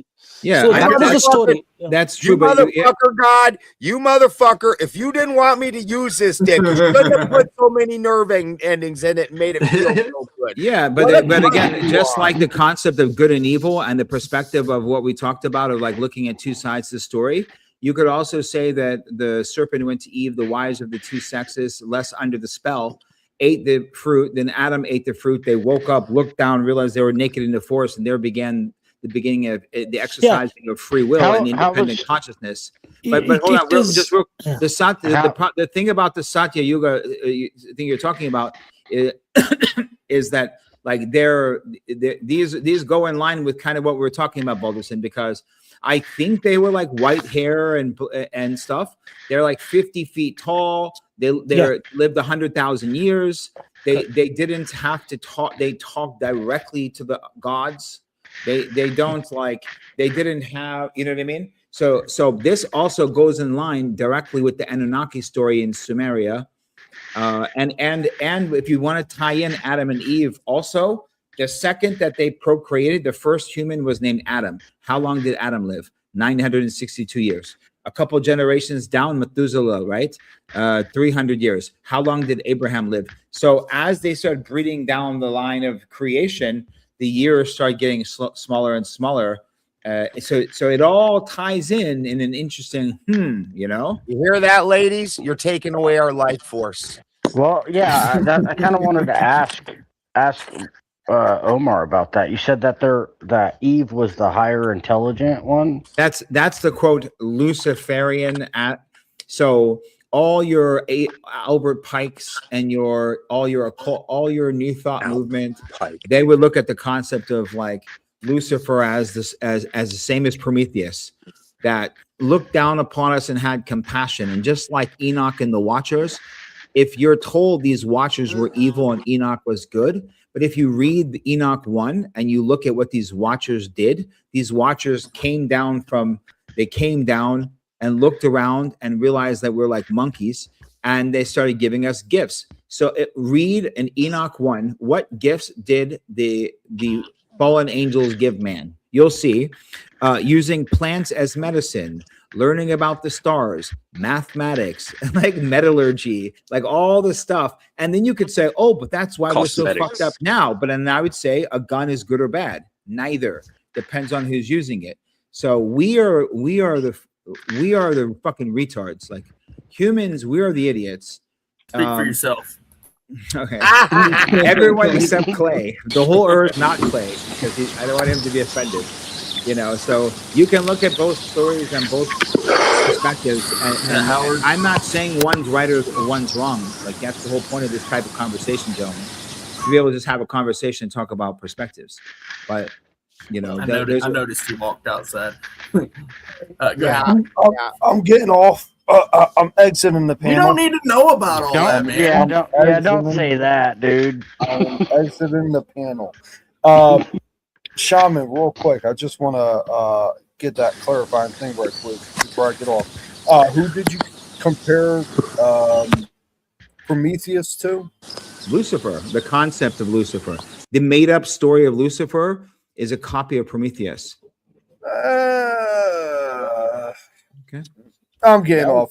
Kind of, but not really. Prometheus gave fire to man, so he's punished for it. The fire is higher thought, though. Yeah, I think you just recently read it. You have to understand the metaphysical concept of fire. I read it a long time ago, so I don't remember all the details to it. Fire. So when they say like the Zoroastrians had fire worshippers, this is a common thing that the Muslims like to say. We stopped these fire worshippers, right? They're not worshiping the fire. They understood the alchemical aspect of transmutation, and the fire, it represents creation as well as transmutation. And so the essence of the fire is what they were talking. The fire had the ability, just like the essence of a fire would be like the soul of a man, right? And so there's a deeper understanding of with fire. Fire gave us the light. When you say someone is a Buddha, it doesn't mean they had magic. It means that in the presence of the enlightened one, ignorance cannot exist. So there's a table of foolish people, and they're ignorant. And when the Buddha comes or the Christ comes, the ignorance disappears with the light of Christ. Doesn't mean Christ was holding a torch. It means that he was the light. In the presence of light, darkness cannot exist. Darkness being ignorance. You understand? Think of it at a higher level. All right, I'm gonna reread that story and just with a different lens. Just put the lens. And yeah, no, I haven't read Greek mythology in probably 15 or 20 fucking years. Me either, to be honest. I only grab a couple of the most important ones that were appropriated by the monotheistic religions. Those are the ones I kind of hold in context. All right, well, I'm getting off. Hey, can you tell everybody on this panel where Zeus got his lightning bolts from? Your mama. Yeah, From Ahura Mazda. no, from hopefully I'm pronouncing this right. The Hephaestus, I think they're called. I think I'm butchering that fucking name now. What else is new? What was that? What else is new? No, not you, motherfucker. I don't listen to you. Someone just tried to correct me on the pronunciation of the name. The pronunciation. Yeah. Yeah, no, they're It's called called like pronunciation. Oh, Yeah, it's the Cyclops. No, the Cyclops. Hold on. Let me look this shit up before I get off. All right. Who gave Zeus his lightning bolts? Keep Ezra has his hand up, Ben. No. What's up, Ezra? Ben, so you're kind of right. So the Cyclops gave him his lightning bolts, but that's his main weapon. He had like these other Well, you asked lightning bolts is what you asked. Yes, All right. It's boring. Can I? Go ahead, Ezra. I'd love to hear from you. Yeah, sir. yeah. Sure. Like the way Benjamin Balderson believes in Thor, we too have and the Greeks have Zeus as the goddess of lightning and thunder. For us, it's Indra actually. So Indra actually, like what happened was that he was involved in a fight against the demons. Then the demons had become so powerful that the gods approached a sage called Dadichi. Dadichi had done yoga to such an extent that his bones had become as strong as diamond. So the gods approached Dadichi and said that we need the bones in your body to fight against the demons. He said, okay, I'll sacrifice my body, and he sacrificed his body. Actually, and they wove it into Indra's Vajra Yuddha, and it was as strong as a diamond, and he could command the electricity in the sky, and he was able to use fire as well. So I wonder if there's any element and lightning and electricity over here, because in Ayurveda they say that bones actually comes under the Vata element, so there could be some connection over here too. Actually, it is possible to harness it. I don't know. Is he cutting out for anybody else? A little bit. Yeah. Yeah. Okay. Briefly. I thought it was going crazy. Varan, the thing is like we talked about like the tracking of like the R1 DNA and then the R1A DNA. And as I'm sure, I think we talked about this before when we talk about ancient Aryana, right? Yeah. And the language of like Avastan, right? Right there in India is right next door to this. And this is these people, there's some original foundational stories and they went everywhere. So it's like, it's really hard, how many gods and goddesses are there in India? Like 33 million or 22 million or something like this? Something 33. 33 crores. 33 crores will be like 3 billion. 3 billion point 300 million. There's a lot. I'll be right back. I'll be right back. The old joke is that Hinduism is the richest religion. Oh, I got it. Ben. But you can't doubt like when you look at like the astrotheology, like the processions of time and like some of the science stuff, like Hinduism is wild with all that stuff. It's because they were like right there and spent thousands of years decoding that stuff. There's a correlation to all these religions, man. All this stuff is correlated. It's just a matter of who decides to make something a god or goddess, how much war they create, how many people they conquer, and what they tell them, and how long the name of god of war can be the god of war until someone else conquers them. And when Shaman. that someone else I conquers mean- someone, they decide to keep the same name or change the name. And if Shaman. that person's not just a king, he's a fucking emperor, he changed the name of everything. I identify as Shaman, I king have of to everything. ask. I need to ask you an actual question, and I'm about to vomit because I'm going to actually ask you an intelligent question. I mean, Careful, being Spin. an anchor baby and all, you know I'll never drop it. It's more of a joke now than It is. anything. It's funny. Of It's course. more than it's just a joke now. It's a but term of endearment when I hear it from you. sure, of course. We settled our anchorish ways. Yeah, I know. So in your belief, and here it comes, in your Shipwreck. belief, you think all religious practices are theoretically the same? So I would say, in my belief, that the practices you said, like you're referring to when you say religious practices, are older than the formations of those things being religions. The origin of them relates to on the oldest or the highest level forces of creation, whether cosmic or upon the earth. Fire of the sun, it transmutes to fire on the earth, which transmutes to metal for the sword, so to speak, right? Okay, As well as seasons. Seasons will always be on every religious practice before even those people had an organized religion. And when a Tell me what you mean by civilized, seasons, if you will. Like- I'm just trying to wrap my head around it. yeah, of course. Like, for example, December 25th, right? We say is like are you talking like summer seasons? Like, yeah, solstices, okay, yeah, okay, solstices, sure. Things that occur on specific times, concepts of full moons and what they mean, things to do things to do at the end of the winter before the spring, not just to like prepare the seeds, but like who to pray to. You know, it's no irony that the goddesses that you pray to for the spring always are like feminine, and feminine is Mother Earth. Like, you know what I mean? It's like, Okay, I get it. So I legitimately get it now. The ultimate question is, and I'm still learning about Odinism and everything, and Ben is teaching me. And me too. I'm listening because we have we have conversations about it at times. So how would you, not Ben Balderson, how would you correlate Odinism to, say, an example now, Catholicism or Judaism, or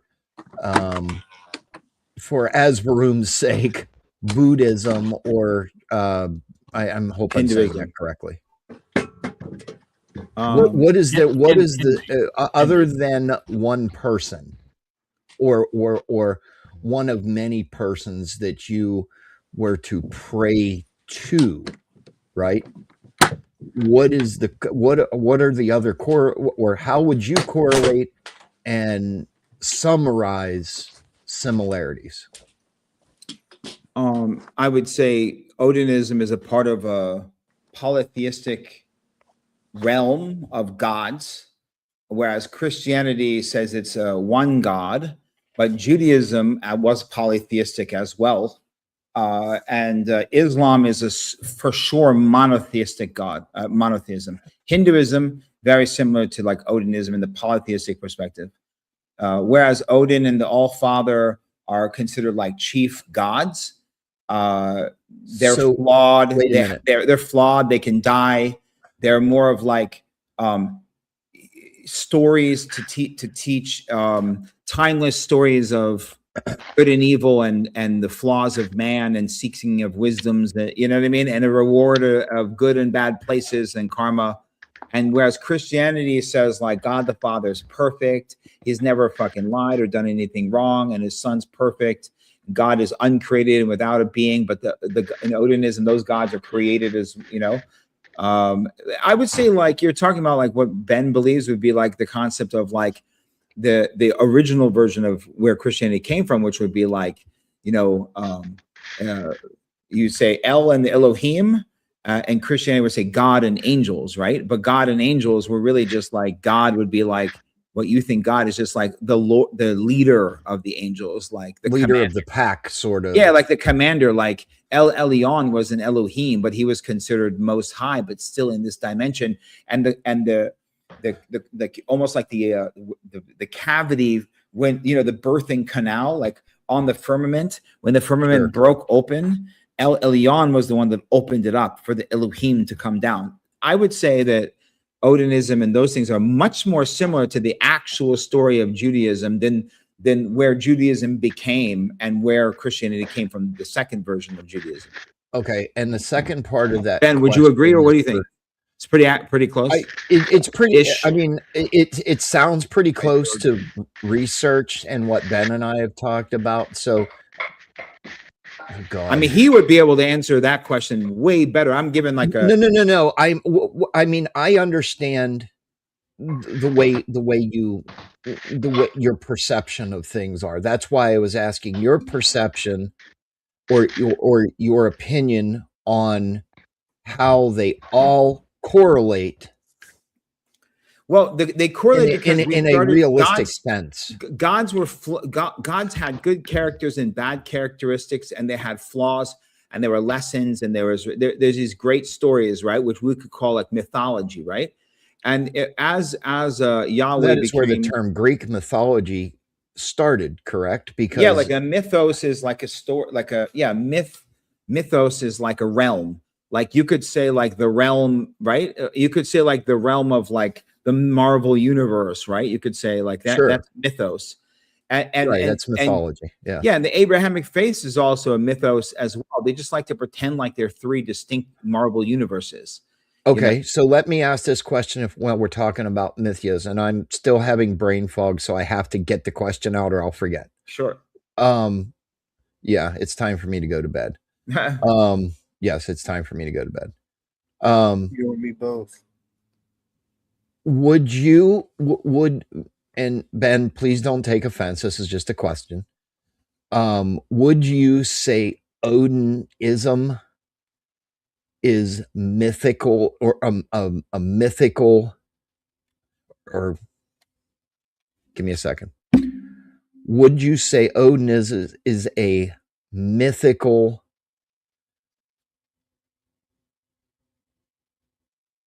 time, if you will? Maybe Clay, you can structure it better. I think you know what I'm saying. Like, do I think it's like a mythology? I'm not giving anything away on this panel, brother. I would say that you're a real help. Thanks, pal. The way they recorded things then is different than the way they recorded things at 30 AD and different than they recorded at 100 AD, right? So, they obviously didn't have languages.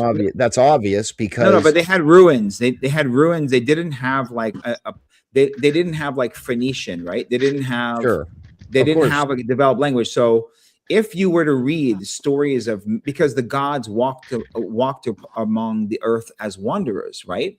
So if you were to see like some great like Norse storyteller philosopher that was writing stories about meeting the gods, and that book was found, and later there could easily have been a religion based around that, and people could take that mythology as literal, the same way that easily from an academic perspective you could say all of the stories of Abrahamic faith are mythology as well, even if the people lived. Sure, go ahead, Azroom, your hands up. Can I ask Angry American a question? Is it okay? Sure. Absolutely. Go ahead. Angry American, before Christianity came to Europe, the Romans were pagans. They used to worship Mars, Jupiter, and they used to worship basically heavenly bodies. So in Italy today, since you are Italian actually, is there a small sect still that worships these pagan deities, or all of them are now converted to Christianity? I worship titties too. I would Oh my God, Clay. I want to. Is I that you want to. getting I off, want to. bro? The Hellenistic cult still exists. Yeah. Azvarun, I would say with good Clay with worships. I want to answer the question.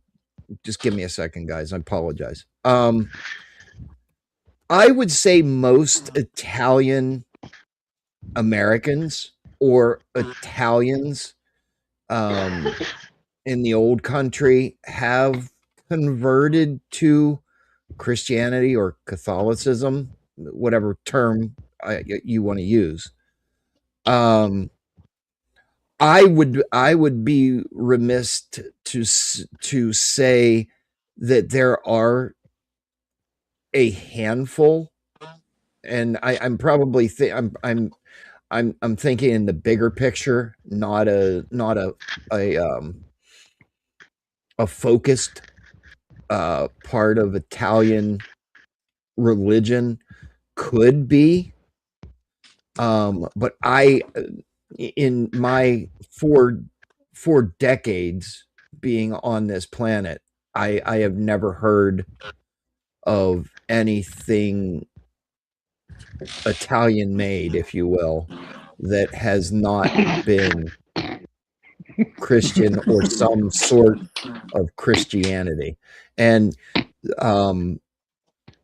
most Italians, they are Catholic. So I don't want to answer with any real certain degree of certainty. There's still I have never heard of it. There's still Hellenistic cults. Spin doesn't research this kind Thank of you thing. for the answer. Thank you for your answer, Angry American. Sure. Yeah, Spin doesn't research this kind of thing, but there's still Hellenistic cults. Yet. Well, I'm not. As I said, I am not aware. I wasn't criticizing you when I said you don't research. Yeah. That's not. There's a million things I don't research that I don't know about either. But there's Hellenistic cults still in Italy. Yeah. Hey, look. Well, there are parts of there, and to be just coming to mind, there are Italians that are not Catholic.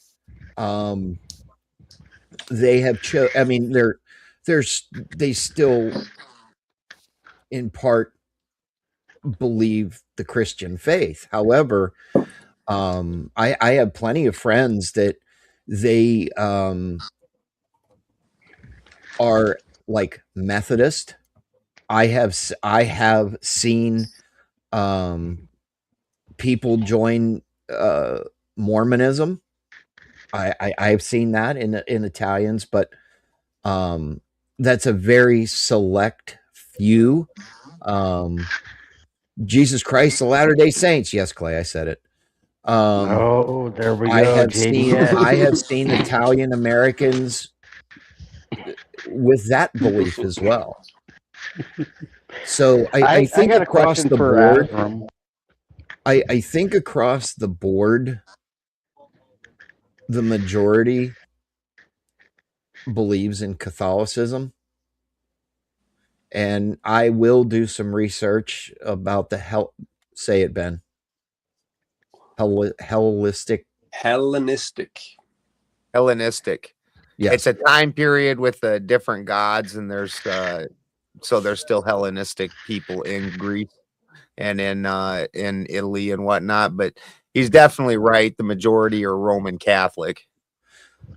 Well, no, there's a difference. There is a difference between Roman Catholic and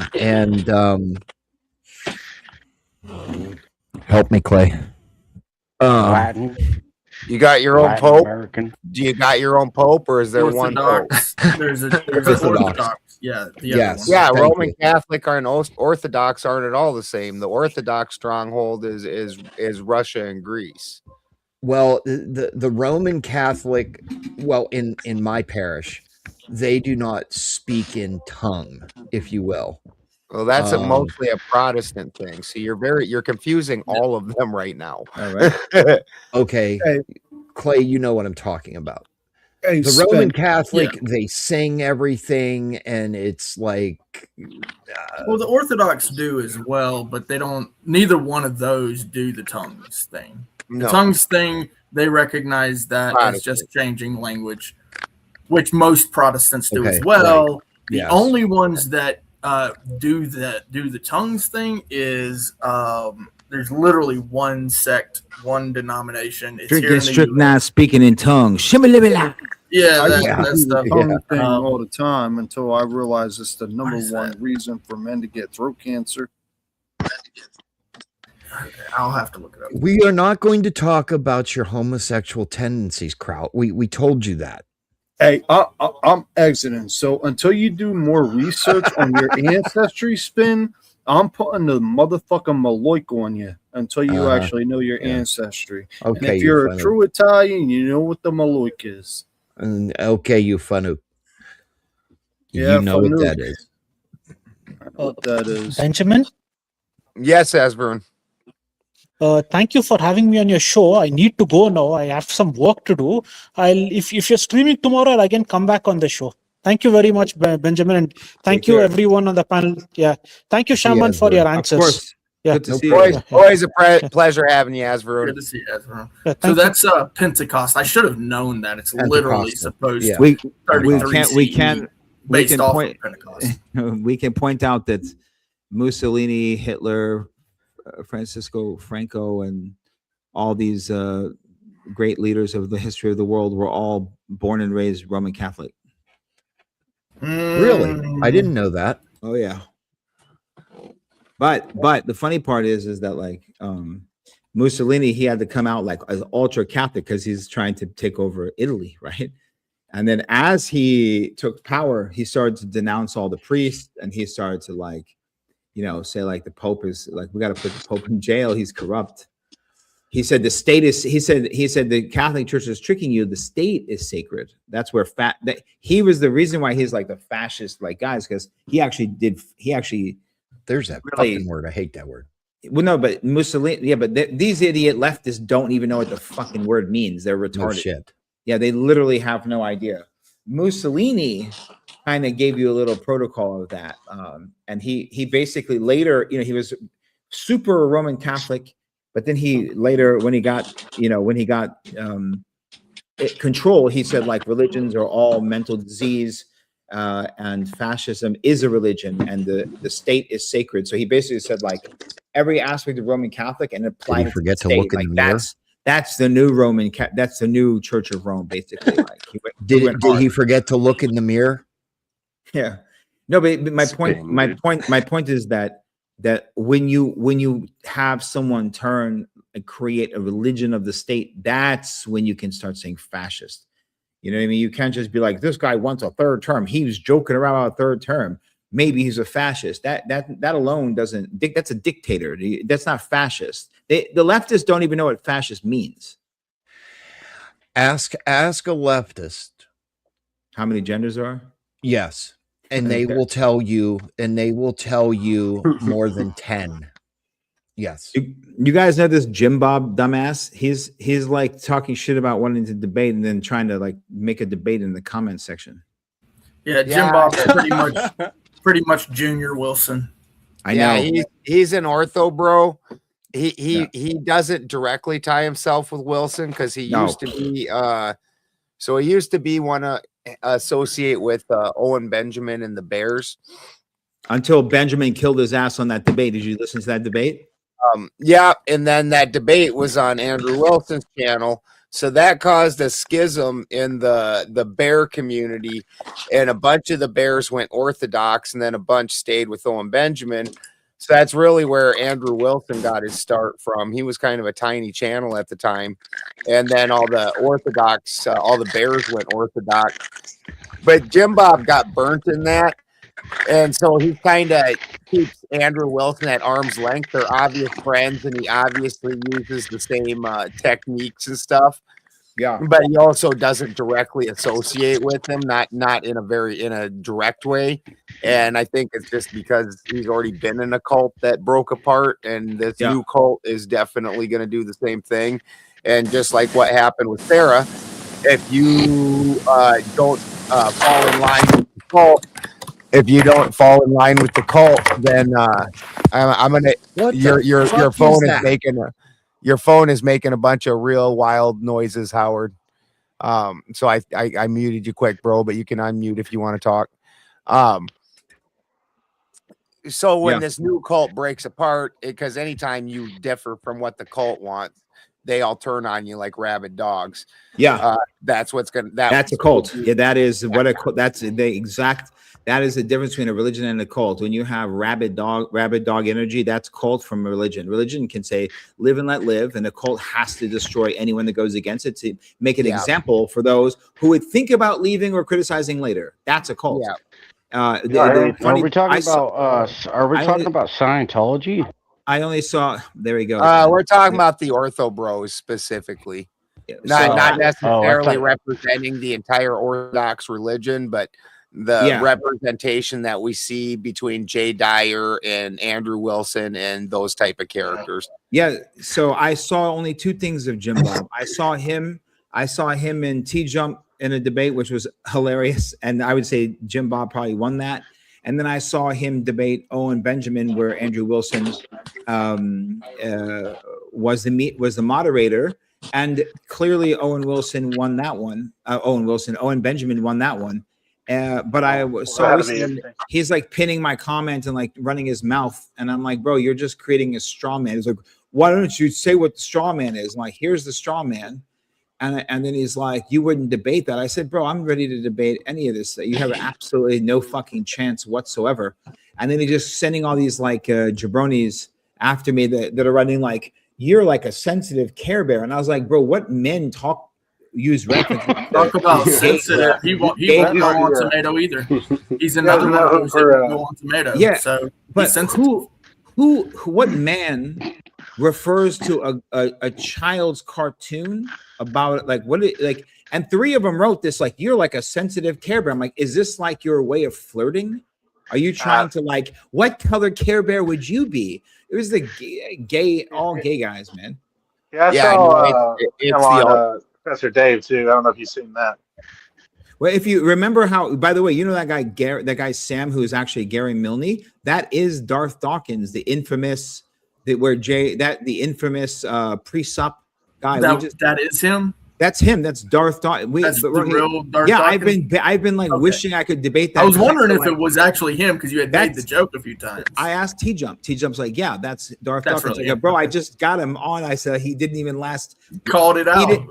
He didn't last.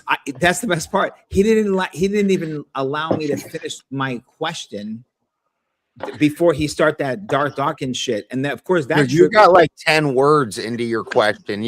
None of us even knew where your question was going. It wasn't even it was a great question about.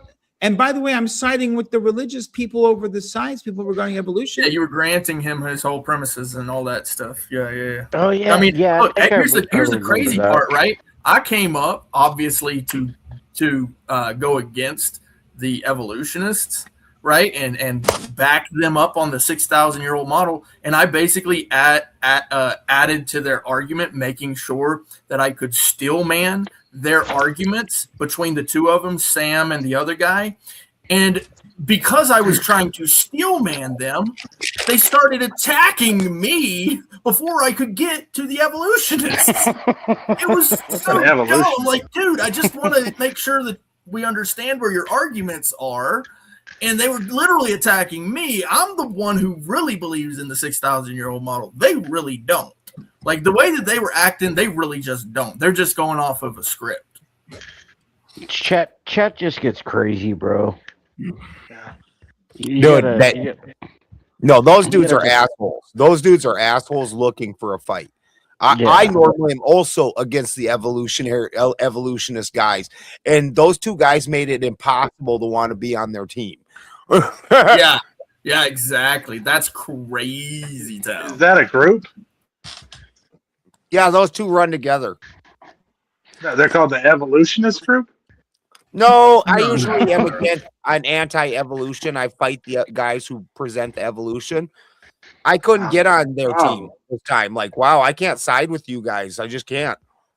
No, just for being Oh, you're- assholes. Yeah. yeah. Oh, I didn't. I don't even. I thought you guys talked about Greek mythology or what, or Thor and stuff. I thought that's all this. No, people did. he brought up a debate from the other day. Oh, that's interesting. No politics or stuff tonight, right? No sex or politics tonight. No sex or politics. No. Hey, Before I go, is I my have a phone- question for Shaman. Oh, go my ahead. Go phone ahead, still Howard. fucking up? Bring your Shaman is on motherfucking FaceTime proofism, with his motherfucker. daughter. Bring your proofism. Is my phone still making sounds? Or No, you're good now. You're good now. You know, Howard, if you keep it out of your pants, you know, Yeah, it yeah, I wouldn't heard make that. such I heard that, noises. Love you, Howard. yeah. Love you, Spin. Howard, you're a No great homo. mod, dude. Yeah, Pause. I'm a retard, but you know. You notice every stream, and I see you in there. The proofism fucking word comes out. I promised you that every fucking time I saw you, I will make it a point to say proofism. And I've been I a love man that. of my Love word. that, man. I mean, where's that word from Hashtag even? proofism. Hashtag proofism. Yeah, yeah. One of the reasons that I really appreciated Erling Haaland was that he one of the big things that he did was buy the Kringla and donate it to his village, trying to bring back awareness of their heritage and things like that. Oh, I really yes. appreciated that a lot. That's great. Yeah, that's great. So, is there a theme to this particular stream, or are y'all just kind of doing whatever? Yeah, No, Lucifer. it was the occult breakdown of Lucifer, but we're almost 4 hours into the stream, and most streams can keep a direction for about 3 hours, but somewhere in between the third and fourth hour, it turns more into a blundergat than it does into a laser. It's We're like gonna Joe get into Rogan. gonna get into a dumpster fire soon. Yeah, sort of. If somebody comes up that has more on the topic, typically that's where it starts to keep on track. Well, I kind of wanted to bring that up. Was what's the difference between Halal, Atar, Lucifer?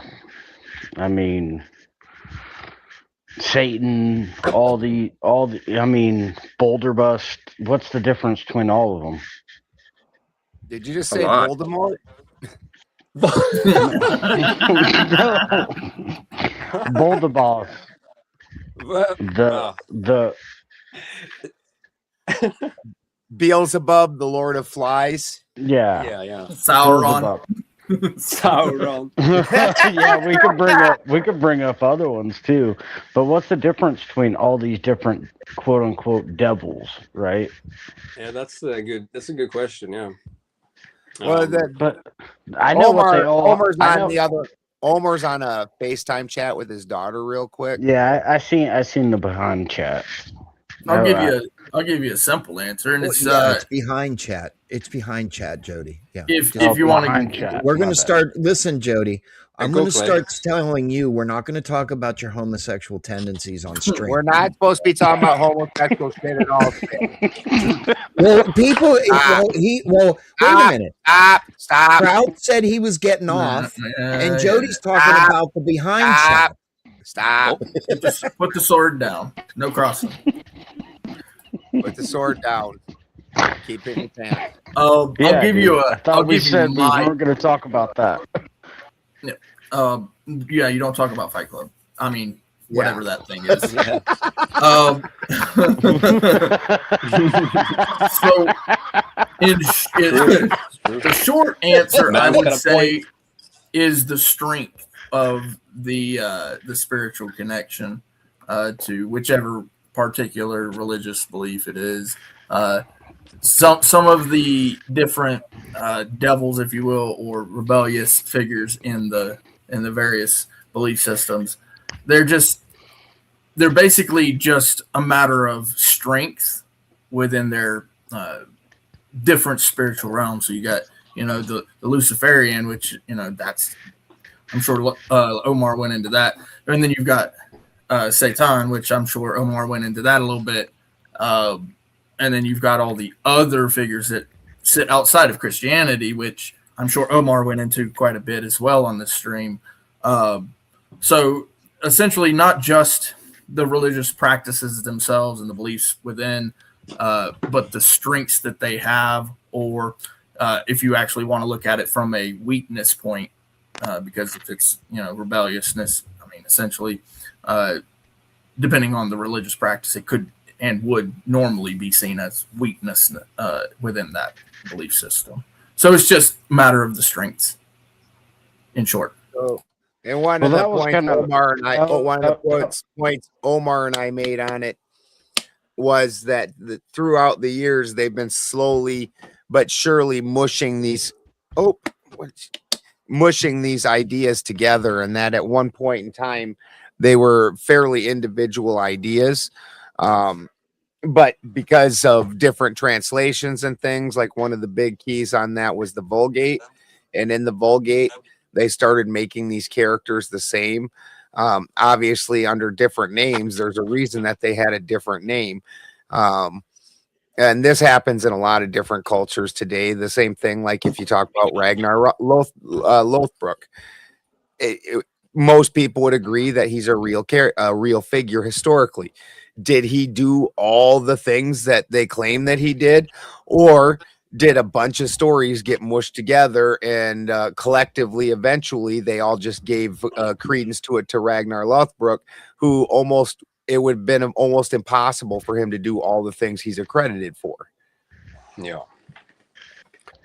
That's the exact thing that we have to deal with in Christianity. It's literally the exact same thing we have. It's like, hey, that your God or your Christ, whichever, however you view it, that all these things, that's your God now that we're claiming is literally kind of the same thing. It's like, no, that's not me at all, but you have to deal with it. Yeah.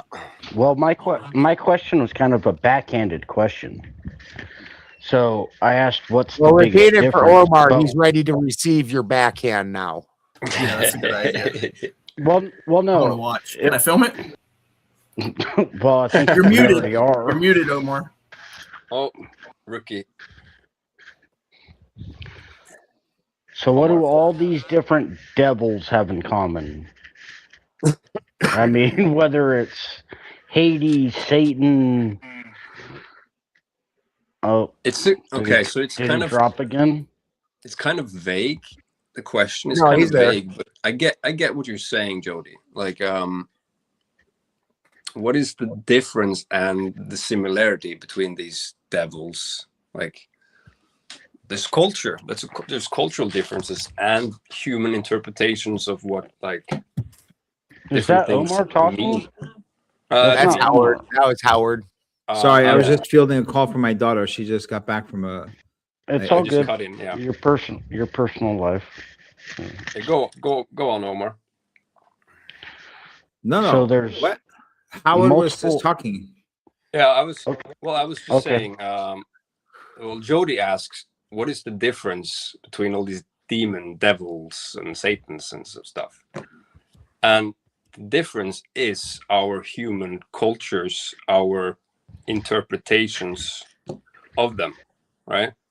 Sometimes we create them, but they are just like if you want to really get to the answer, it's like what I talked about earlier, which is about energy and vibration and how you interpret that.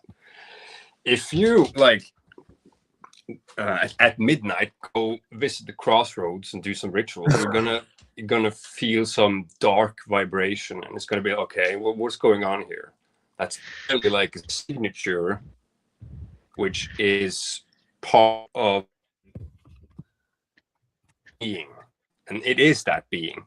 But I mean, and then you just pile centuries on top of it, and basically, some people draw some stuff in a book. Oh, look at that demon, and I don't know. That's I'm kind of skirting around the thing, but it's like I would say that there are beings of light and beings of false light, and then there's considered angels and considered fallen angels, but somehow they're all angels. So in my worldview, one that would be considered a good one as opposed to bad is how they interact and what they do for us or to us. So I don't need a guy in a fucking red cape in Rome to tell me something good when clearly it's not good. You know what I mean? Common sense. You know, right, Clay? I mean, you know, like what do I think? Jesus. Okay. I don't read what he said. Is that good for us or bad for us? Question. Okay. So there's the answer. I don't need something to tell me something's good. I actually have. Well, I kind of disagree with that a little bit because when the whole scripture, when I was a child, I spake like a child. Now, so like when we were children, right, we did bad things. It's just the reality of things. Even as adults, we still make mistakes and sometimes make bad choices. So when we were children, there was a necessity for a teaching tool. Spoil the rod, spare the rod, spoil the child. Discipline. It's actually discipline.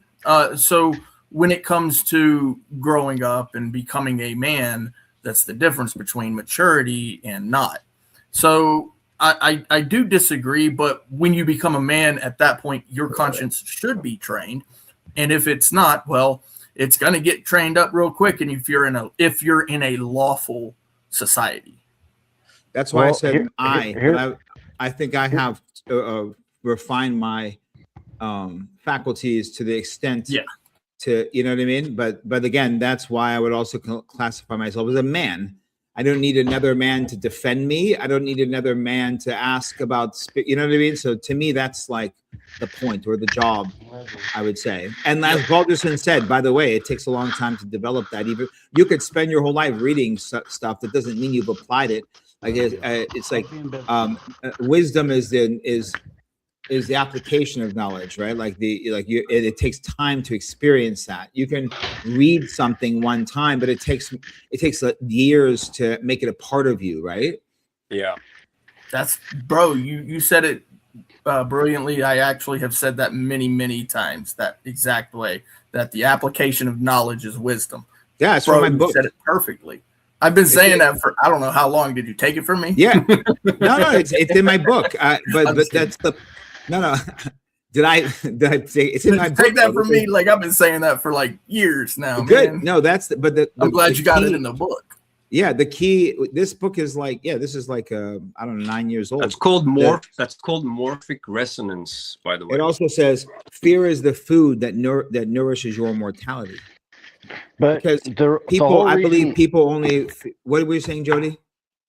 The whole reason why I asked what's the difference between all these different devils, Satans, Hades, blah, blah, blah, is what do they all have in common? Because I wanted to ask what they all have different, right?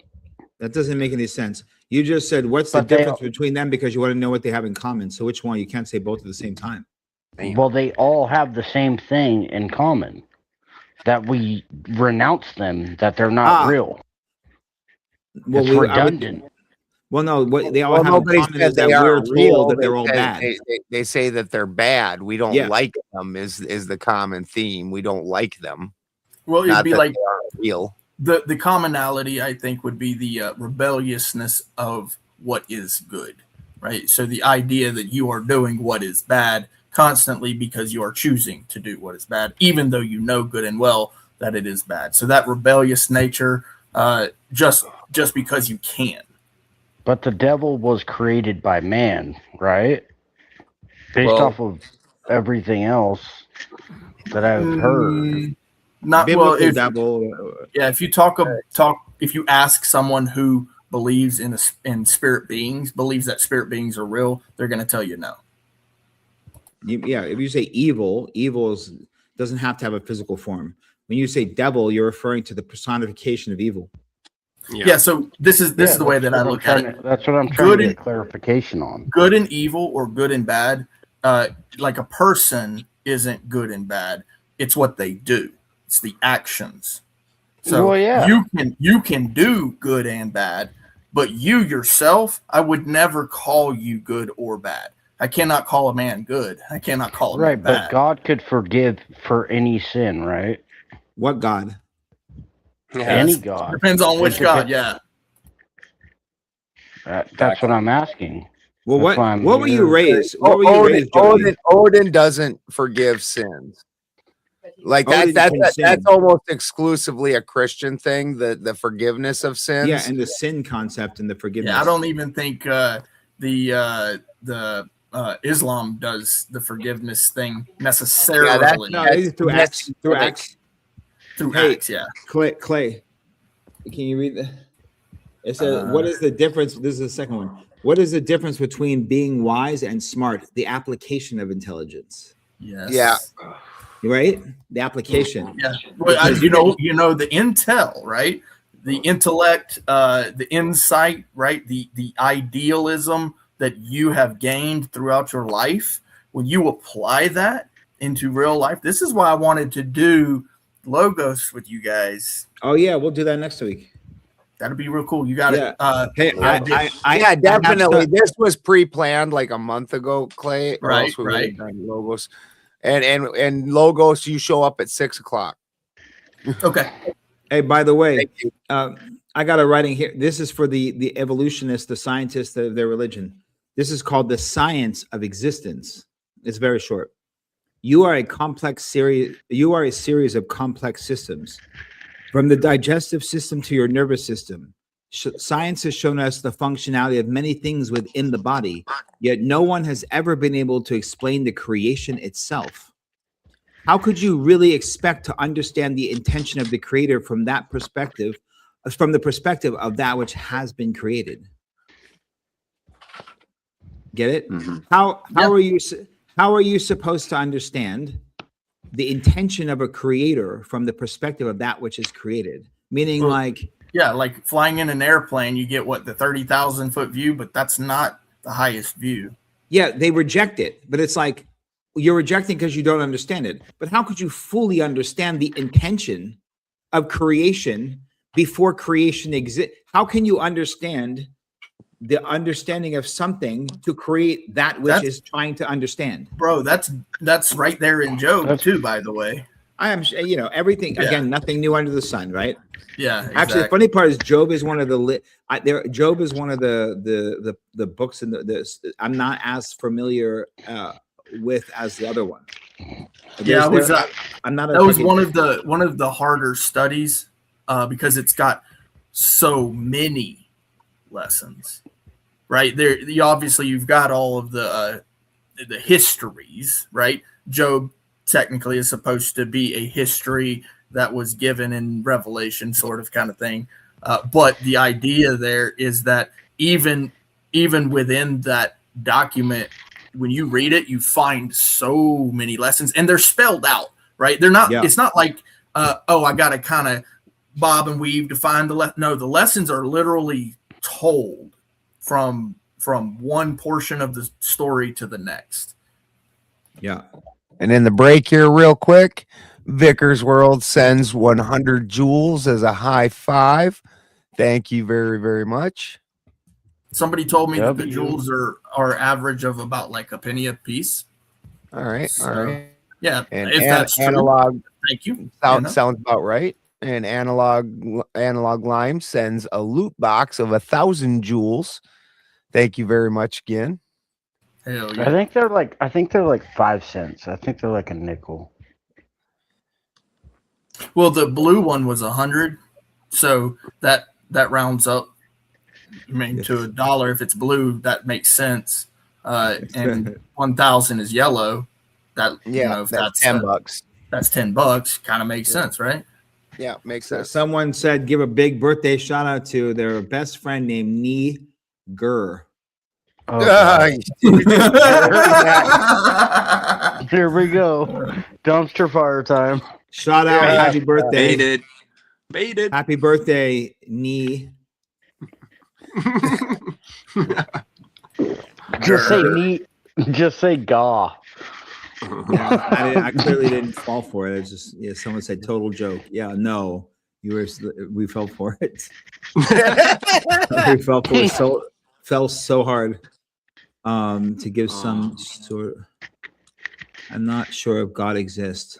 Someone said, I'm not sure if God exists. Well, the question you'd have to first ask yourself is, what do you think God is? Yeah. I'm not sure God exists, but we are in creation right now, right? Yeah, the word God is a small little word.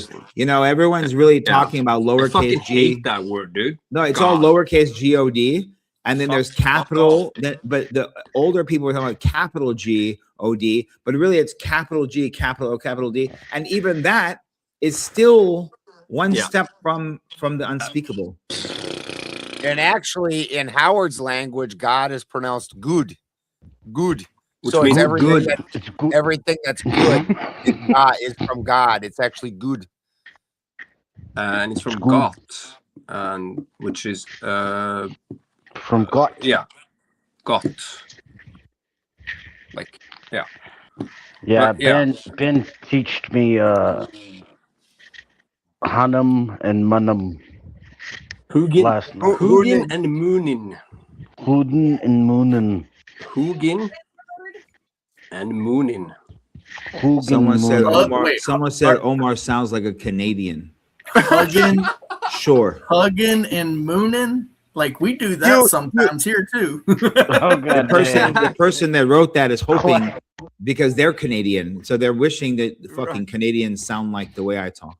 I want to relate to you, Omar. I am Canadian. No, you're not. Oh yeah. if Canadians talk like if Canadians talk like me, then the country as a whole would have more fucking respect on the world stage. Hey Omar, you want to go out and catch some muskie, bud? Eh? Yeah. Hey man. You want to go do some ice fishing, bud? Yeah. Yeah, Howard and I are derived from the same area of the world. My family is. I'm only actually the third generation. Yeah, Howard needs to shave the head. Get once this hair starts going, you just got to send the rest of it to find it. Like, go find your friend. Yeah. Or just grow it long. Right. I mean, I am balding anyway, so it's just been growing out, and I've just not been taking care of it. I just shave it off, When this is my what oldest matters daughter, right here. This right here is what matters, Exactly. This is where the man hair is. Jody, program. I got some Guys, man hair too. Some other man hair. Oh god. It's back there. Jody and Omar over here trying to look like girls, shaving off their fucking manes. No, it's too fucking hot, bro. It's too hot. That's what being a man is about. Being hot. I can grow. When I grow my beard back whenever I want, it's like fucking Samson with his hair, dude. Yes. Didn't bad things happen with Samson? When he cut his hair off, exactly. That's probably the problem. She. That's what's going wrong here. I'm gonna grow my fucking beard back. Yeah, get your full man. I'm gonna grow my beard back, and I'm gonna dye the whole shit white. Everything just white, like a fucking Targaryen. Like not Targaryen. Who's the other one? Those are blonde. Who's the black in the House of Dragon? Who's the black one? That's the Targaryen. The black ones. That's the Valerians. Valerian. I'm gonna go straight fucking Valerian. I'm telling you. I think I may go tomorrow.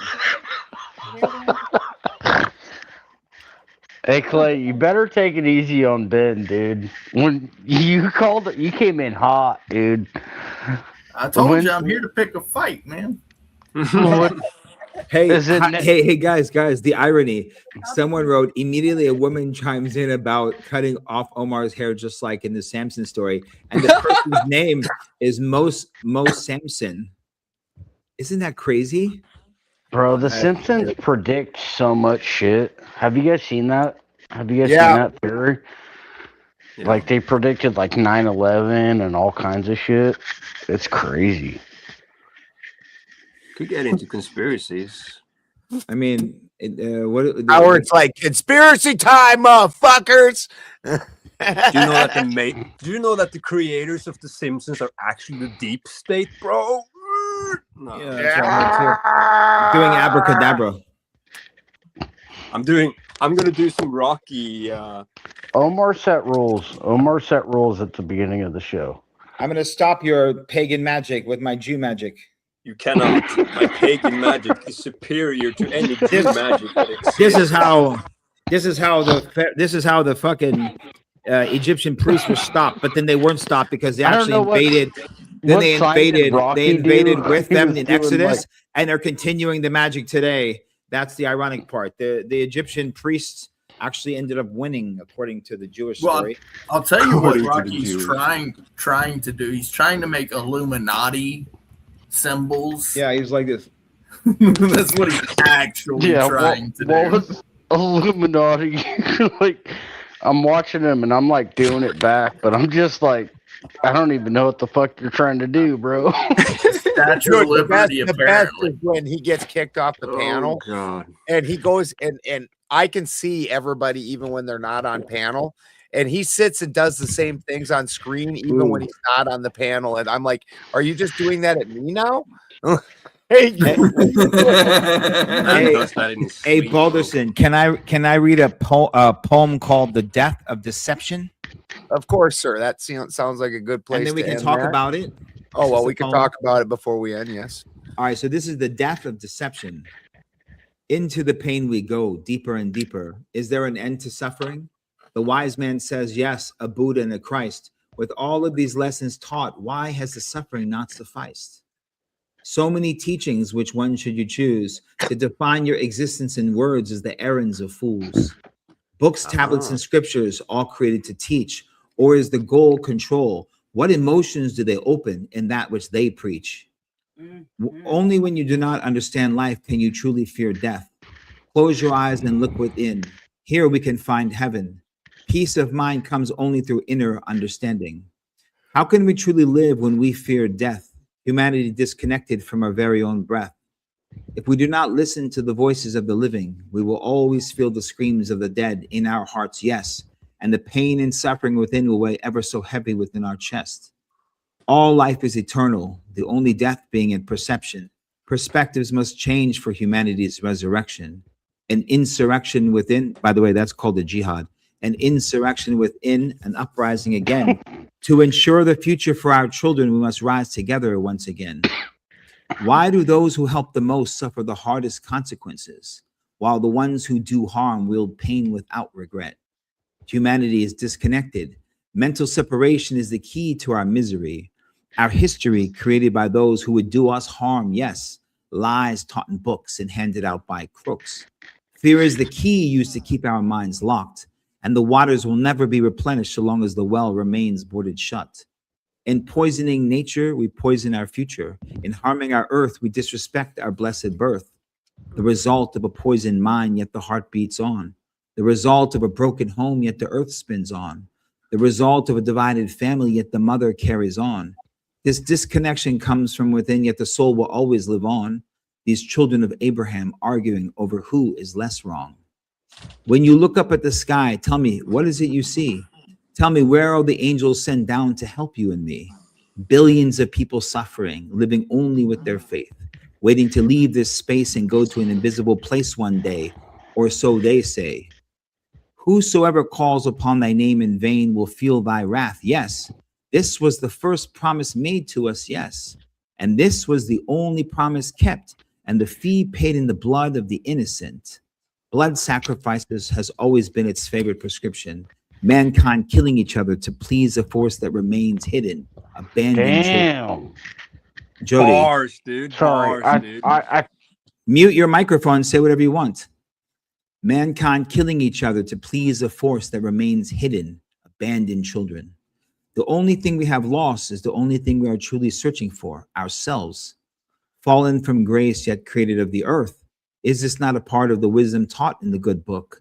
Fallen angel am I, fallen angel are you. No matter what your beliefs, God is always within you. So look to the sky and await a sign, all the while standing upon the divine. The mother that holds you through deeds good and bad is always and forever. The sacred mother where all life you can touch is derived. Understand God is to understand self, to experience life as one through understanding. God the Father, the seed of universal life. Yet in the womb of the eternal mother is where the spirits and atoms are combined. Here the soul is created in the temple that houses the divine. Close your eyes, because the only place you can ever truly see is inside. Bars. Thoughts? Love it. Epic. Nice. Sorry, bro. I Based. thought I was muted. No, it's not. It's not. I thought I was No problem. muted. That shit fucking hit. No, no problem. I Really. appreciate, but I was trying to like read it and not say it, you know, because I have to start practicing reading out loud. I really Balls were apologize. opened up. No, brother, That don't shit worry. was dope as fuck, bro. Dude, so opened the up book is Jody's just go to walls. go to the website and download its free ebook for everybody. It's in 16 languages. Omar got the full draft of the meat of the poets. He didn't get the Odin piss. Yeah, it's called the He fell Corazon. into the cauldron. Yeah, Yeah. no, because the thing I'm saying also, because people are going to start like, it's like, yeah, because that goes against what you've been told. But wait, I'm not a fucking atheist.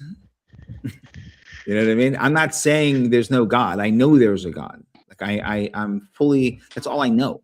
I know for sure. You know what I mean? But the question is like, who's taking you, pointing there, and who, you know what I mean? Who's telling you down here? That's the difference, right? Where did Jesus say the kingdom of heaven lives? In the fucking temple? No, he said it within. You know? Temples. Yeah, between the temples, sure. In the temple of the body, in the temple of the water body, but he didn't say in the second temple where the fucking Pharisees are. Correct, Clay? He didn't say it's, by the way, it's over there. Let's storm the temple. He comes with the sword the second time. The sword. That's the sword. right, The sword comes. I'm looking forward to the sword. I think if Jesus were to come back with a sword as predicted, I think I'm safe. I would actually have to agree on that one. Yeah. I would think I'm safe. Now, I mean, not like I'm not Jesus, I'm not God, but Neither of us are. I'm pretty sure you got a pretty good grasp on things. Yeah. you're not. I don't think you'd be seen in poor favor, if you will. I'm not, yeah. I'm a hypocrite. That's why I'm up here asking questions about multiple different religions, because I honestly believe in like reincarnation, if that makes any sense. Yeah. So I'm up here trying to find a faith, something to follow. I think that there is a greater. That's why I don't dismiss anyone, even the evolutionists, because somebody had to create, and me and Ben, we got into this about abolitionist, a Bionist. Well, I would put it this way, Jody. There's no single thing, no single idea. There's no single viewpoint. That particular thing, when you're looking at things, unless you're gonna like say, okay, God, right? But that right there, like if you're looking for it in a physical form, you're not gonna find it, right? There's no single thing, even within ideals, right? So like the things that are inside of your brain, going through whatever the mind, that right there, like there's no single thing saying, okay, this is all of a sudden it, you know, but it's rather a understanding of all things, and as Omar brought up earlier, the application of knowledge, which of course brings wisdom, and you can only gain that through insight and understanding, and then apply it and be a man. You don't need to follow any particular thing or any particular man. What the understanding is to be what you are, which is supposed to be a man created. Well, that's kind of my point of why I like with Omar's poem. It was because I do not fear death. I'm ready for death whenever it approaches me. Good. but there's two ways of not fearing death. One way is that you don't fear death because you don't appreciate life, and the second one is you don't fear death because you truly understand life. Yeah, one is like a coward's fearlessness of death, and the other is like embracing because you understand life, life as an eternal life, as in, Right. Yeah. Right. And that's what I'm trying to do is like I'm trying to embrace every culture that I could. And I that's got why you. I try to not be. I got one right. I got one right here for you. It's called A Contemplation of Man. Think back to early man. Think back to the first recorded civilization in our known history, Mesopotamia, Al-Kemet, and beyond. Think back to a time where there was no back in time, where there were no ancient texts to quote. There was only the now. Think back to a time where there were no prophets, no messiahs, and no gurus to teach. How would you learn? Mm-hmm. Think back to a time where there were no one. Think back to a time where there was no one from the past to point to you to tell you right from wrong. What would you do? How would you guide your life? What would you believe if you lived in a time where there were no stories written in books for you to either blame or to issue blank checks of faith to? What would you believe? Yep.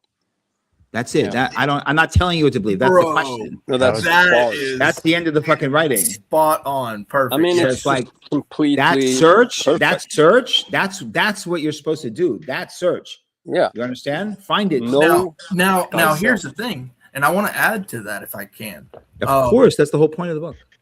So, bro, Clay, you can take the book. You can take that book. There's no copyright on it. You can take that book and you can fucking do your own narrative to it. You can do whatever you want with it. It's the entire point. It's free. Why I come to the panels.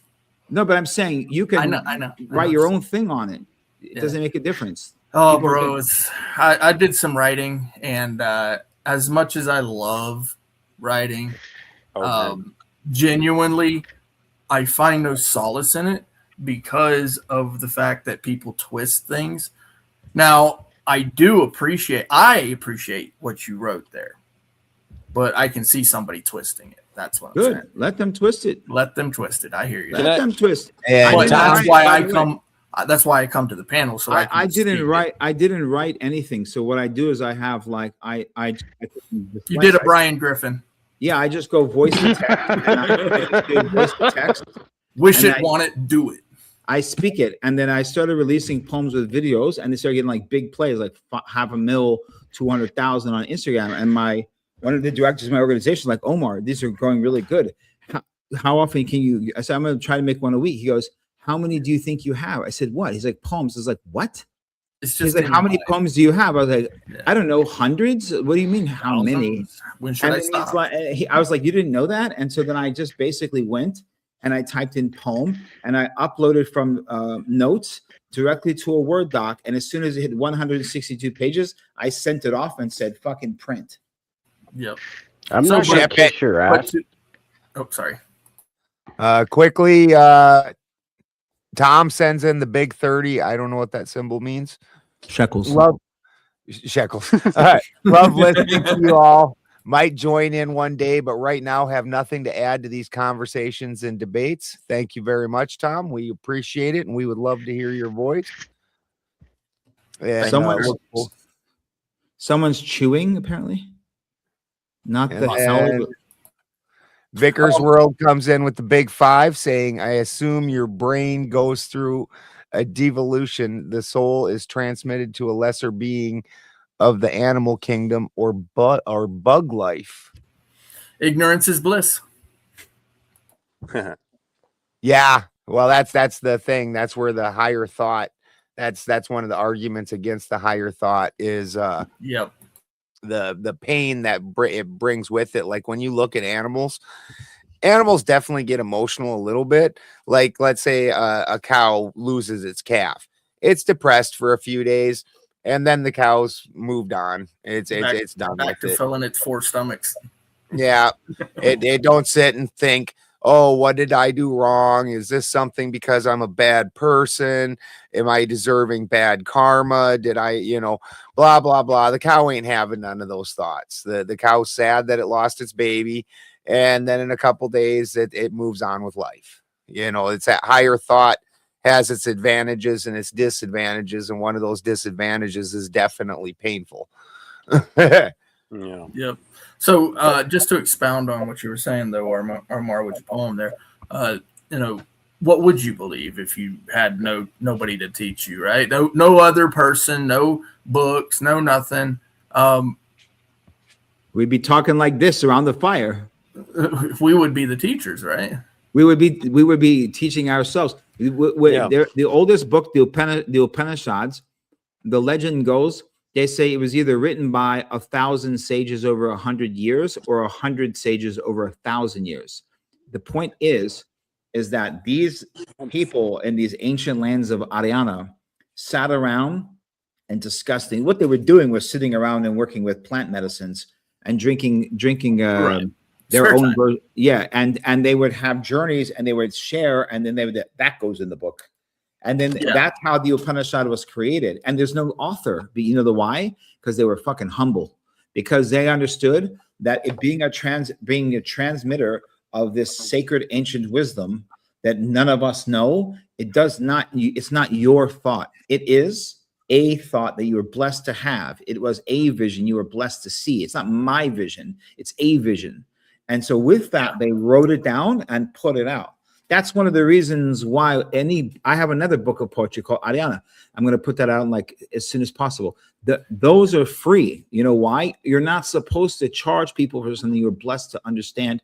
I'll just be walking around. You know, I lived in the jungle for years, bro. Yeah, bro. Look, hey, you ain't even got to say nothing, bro. I lived in the woods too. So, and actually, that's literally where I was about to go. Right? I was gonna say, people don't realize desert, mountain, jungle, same shit. Yeah, when you live out there with nature by yourself and you don't have anybody around, nobody to talk to, nobody to get advice from, nobody to feed you, nobody to bring you anything ever, because it's not fucking happening. You begin to realize how very important you really are.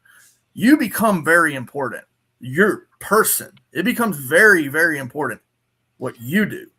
I have this book called The Art of Awakening, and I spoke it into an iPhone 5S voice to text in the notes over a course of 10 days. During those 10 days, I served 4 ceremonies, and I had 6. So there's 10 days in the temple myself. And the temple is basically just made of like wood and bamboo, and it's completely out in the open. It's in the trees. And in those 10 days, I transmitted 10 chapters, 550 pages. And then I revamped it down from that because I noticed I was really just actually I was trying to start a theological war in half of the book. And I took my ego out of it and I left only the beautiful parts. So it's 323 pages. Yeah, what you're describing right now about the writing, because you're by yourself, you're able to start to understand things, and now you need to write it. That right there, it's exactly what I did, right? Yeah. So I have some old work still that I have. I mean, it's so I'll give you an example. The left-right paradigm and that existence. People don't realize it, but there's this left-right paradigm that exists within a lot of different realms. It's not just politics, right? It's in religion too.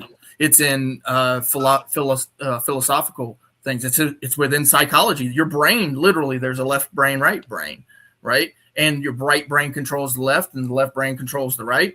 So this left-right paradigm exists, and I was able to. Oh, by the way, it exists in sex too. I don't know if people realize that, but there's this whole thing that I've made. It's essentially a diagram, and why it is when I come up on these panels and people are talking politics, and I'm like trying to identify where they're at on the spectrum, and I'm like, well, you're saying these things, but you don't really exhibit that. Kind of like, we make fun of Spin because he's got a lot of liberal ideals that he supports. Hey, look, here's the thing. He's really constitutionalist, but then the Constitution itself is a liberal ideology in the whole spectrum of political, like the philosophy behind it, and then you move it into religion, especially. There's some really good stuff that I I went into, but you do that in the woods because you can't get your ideas from somebody else. Yeah. No, I have a writing about that. Yeah. If your ears are full of noise, you can't hear yourself. Yeah, that's a fact. Well, with that, go ahead, Howard. Go ahead. No, Howard. I was just gonna say, like, so Clay, when you and people when they ask, like, you're a shaman, so what do you believe? And like these are like funny. That's funny to me because it's like, so a shaman why does a shaman go into the jungle and the mountain? It's like very traditional. You aren't a shaman unless you have like passed that rite of passage in a sense. Sure.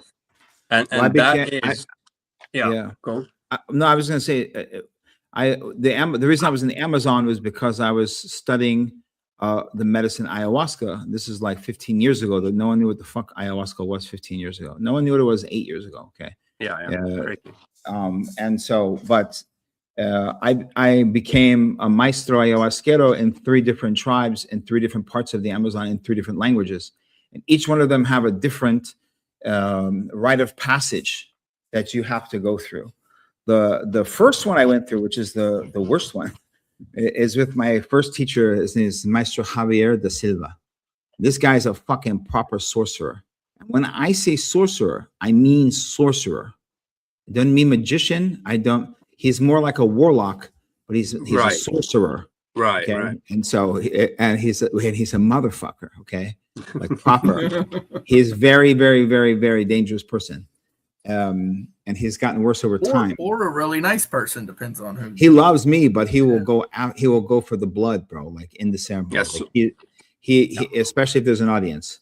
But and he'll tell you he's doing it out of love, you know. But which is like, okay, you're doing it because there's a fucking audience there. I brought 3 gringos here, and you want to make sure that when they tell stories of you, that they tell stories of how powerful you are. I know exactly why you're doing this, but anyway, he wanted to beta you.